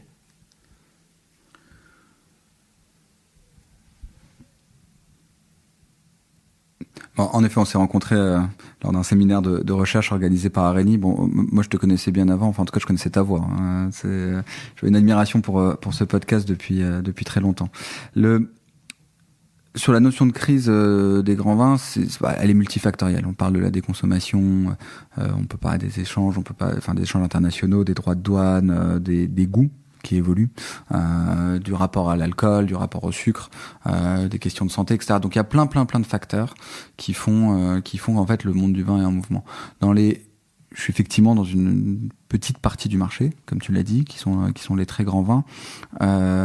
Il se porte bien, et même pour être un peu provocateur, il s'est jamais aussi bien porté. Pourquoi ? La seule différence, c'est que c'est beaucoup plus réparti et diversifié. C'est que tu as des grands vignerons qui ne sont plus uniquement l'apanage des 3 grandes régions qui sont Champagne, Bordeaux et Bourgogne. Tu as des grands vignerons un peu partout. Et tu commences à en avoir qui sont reconnus comme tels, je veux dire, pas grands vignerons parce que Amélie a décidé, qui sont reconnus par le marché comme étant des grands vignerons. Donc tu en as évidemment dans les autres régions françaises. Ça pousse très heureusement comme des champignons dans cette région qu'on aime tant, qui est la Loire. T'en as dans le Rhône, dans le Sud, et t'en as dans les autres pays. T'en as en Espagne, en Italie, pour être plus proche de nous. Tu commences à en avoir en Suisse, t'as la Californie, et ainsi de suite. Donc tu commences à avoir des grands vins qui émergent et qui commencent à avoir 20, 30, 40 ans de millésime sérieux. Donc un grand vin se décrète pas. Un grand vin se décrète par le temps. Par la constance dans le temps et par cette capacité d'embrasser les décennies et de toujours procurer un plaisir, si ce n'est constant, en tout cas, avec un standard. Et ça, c'est ce qui est intéressant. Honnêtement, c'est l'inverse que je pense. C'est l'inverse de ta question. Je vois des régions comme le Moyen-Orient qu'on pourrait penser comme étant complètement en dehors de toute zone du vin, qui est en train d'exploser sur la scène mondiale. Tu vois des pays comme la Corée du Sud, comme l'Asie du Sud-Est. Tu vois le Mexique, le Brésil, où tu vois des clubs se créer, des groupes de dégustation. Tu vois des activités se faire là-bas. Je pense pas qu'il est en crise. Il est en mutation, de manière certaine. Il est en changement. Toute crise est, entre guillemets, darwiniste par nature, donc t'as une évolution qui se fait. J'allais presque dire c'est assez sain. Maintenant, c'est des questions dures, c'est quelle région, quel domaine, et quelle maison de vente, même si on parle de nous, va évoluer suffisamment pour comprendre ces changements-là. Oui, on a un petit bébé dans l'appartement d'à côté qui soit a faim, soit est fatigué, mais donc le bruit de fond vient de là. Si on se projette à 5 ou 10 ans, est-ce qu'il y a des régions en particulier, françaises et à l'étranger, que tu vois prendre davantage de valeur ? Je pense que si je t'avais posé la question il y a 15 ans ou il y a 20 ans, la région, le Piémont, Barolo, ça n'avait pas l'importance que ça a aujourd'hui. C'est une région qui a explosé sur les 20 dernières années. Est-ce que tu vois des régions prendre une importance similaire dans les 10 ans qui viennent ? C'est une excellente question. J'ai une vue peut-être un peu iconoclaste. C'est que je pense que tu vas avoir des régions qui vont augmenter, mais tu vas surtout avoir des individualités à l'intérieur de ces régions-là. Parce qu'en fait, on a un accès à l'information. La région, ça avait quelque chose de protecteur. J'achète en Bordeaux, j'achète en Toscane, etc. Donc, c'était protecteur, tu t'attendais à peu près à un goût, tu t'attendais à peu près à un prix, tu t'attendais à peu près à un statut qui allait avec. Là, on va évoluer où la région va compter de moins en moins, mais le vigneron, le terroir ou le climat précis va compter de plus en plus. Y a plein d'exemples. On a vu La Fleur sortir de l'AOC Pomerol. On a vu un vin comme Liberpater de Loïc Pasquet qui est en vin de France. On voit de plus en plus d'expressions de vin de France pour sortir des carcans, pour pouvoir être libre des cépages qu'on utilise, des méthodes de vinification pour pas coller à un goût standard. On parlait pareil des précurseurs. Il y a quelqu'un comme Alexandre Robin vers Tracy-sur-Loire qui lui dès le début, d'ailleurs il s'était mis je crois à l'époque le syndicat ado, mais qui était là, moi je fais mon vin et voilà. Donc je pense que les grands vins vont être plutôt des expressions singulières d'un terroir portées en tant que telles. Et tu parlais de l'Italie. L'Italie est fascinante, c'est mon pays de cœur si tu veux en termes de vin, et c'est la majorité de ma collection personnelle. Enfin, je tentais que j'ai une collection, mais c'est la majorité des vins que j'achète et que je garde pour mes enfants. à l'intérieur de la Toscane, par exemple, c'est plutôt des vignobles individuels, mais ils sont intégrés dans un collectif. C'est-à-dire qu'ils font les deux. Ils jouent le jeu du Gallo-Nero et de la pâte toscane, et en même temps, ils ont créé que l'expression la plus claire, c'était les super toscans, qui leur a permis de sortir. Donc c'est en sortant un peu, mais tout en étant dedans, en respectant leur histoire et en allant un peu de l'autre côté, qu'ils ont réussi à passer un plafond de verre et à augmenter.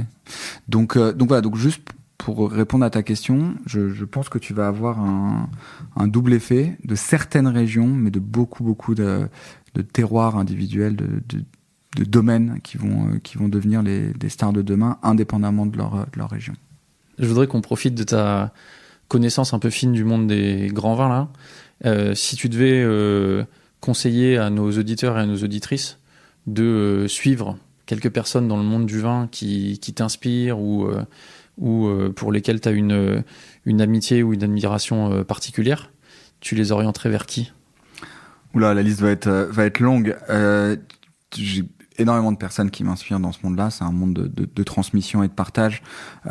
Alors j'en ai deux qui trônent quand même sur assez haut dans cet Olympe intellectuel du monde du vin. C'est Pascaline Lepelletier et Pauline Vicard. Pascaline Lepelletier, je pense que personne ne doit présenter, surtout pas sur cette chaîne, parce que tu en as dédié un nombre de podcasts que j'ai bu et écouté sans modération. Pauline Vicard, on en a parlé, qui a un podcast d'ailleurs qui s'appelle Araignée Globale et qui fait des choses. Alors c'est plus pointu si tu veux, dans le sens où c'est plutôt pour les professionnels, mais il y a certains particuliers. C'est un peu les deux grandes personnes. Ensuite, il y a Jen Hansen et Jasper Morris qui ont fait d'un côté Inside Bordeaux et de l'autre côté Inside Burgundy, qui sont des puits de science, vraiment, qui sont des encyclopédies vivantes, exactement comme leurs livres d'ailleurs, et qui sont d'une gentillesse, d'une tendresse, d'une approchabilité incroyable. Jasper, j'ai eu la chance de travailler avec lui sur les Hospices de Beaune. Jane, j'ai eu la chance de bien la connaître et on a des projets ensemble. Il y a Jancis Robinson aussi dans cette partie, on va dire, Master of Wine, avec qui on avait fait le tout premier événement de chez Bonham. Je voulais arriver avec une dégustation de charité pour la fondation Gérard Basset. Et que j'ai eu le plaisir de recevoir dans ce podcast également. Exactement, j'ai bien vu ça aussi. Et donc c'était premier événement, c'était une dégustation animée par Jancis Robinson chez Bonhams à New York pour tous les fonds allaient pour la fondation Gérard Basset, qui a un grand nom du vin et qui nous a quittés il y a quelques années, mais dont le nom poursuit grâce à sa femme et à son fils Romané. Donc c'est un peu des gens comme ça qui m'ont porté dans le vignoble. Alors là, la liste est infinie. J'en citerai peut-être un seul qui fait consensus. Je suis pas le seul à l'admirer, mais à chaque fois que je lui parle, c'est avec une émotion assez impressionnante. C'est Aubert de Vilaine, pour qui j'ai la chance de faire la vente d'un festival qui co-organise, le festival Musique et Vin, qui est probablement l'une des plus belles choses sur terre quand on aime la musique et le vin. J'ai jamais vu quelque chose d'aussi impressionnant et qui est ouvert à beaucoup de monde, ouvert au public. Il y a plein d'événements qui sont ouverts à tous. Je vous invite vraiment à aller vous intéresser à ça, dont le dîner de gala se tient au Clos de Vougeot. Enfin bon, bref, c'est un peu espèce de trinité comme ça qui est impressionnante. Mais donc voilà, donc non, j'ai beaucoup de gens qui m'inspirent en France, à l'étranger. J'aime beaucoup écouter. Alors là, l'exercice est difficile parce que c'est à moi de parler, mais j'aime beaucoup écouter les gens qui ont quelque chose à dire, qui connaissent le monde du vin, qui font des liens, des parallèles et qui finalement font un peu ce que j'ai toujours rêvé d'avoir, c'est un peu toutes ces sciences humaines réunies dans une seule et même passion. Bon, Amaïs, est-ce que tu es heureux dans ce monde du vin ? Je suis extrêmement heureux. Ouais, je suis très heureux de pouvoir voyager, très heureux de pouvoir rencontrer des gens, de pouvoir goûter, de pouvoir échanger du temps contre des souvenirs. Je crois que c'est le plus beau trade que ce métier permet. Merci Amaïs pour cette discussion qui était à la hauteur de mes espérances. Merci Romain, dont la rencontre était à la hauteur des heures de podcast à t'écouter. Donc non, merci infiniment, merci à toi. Merci.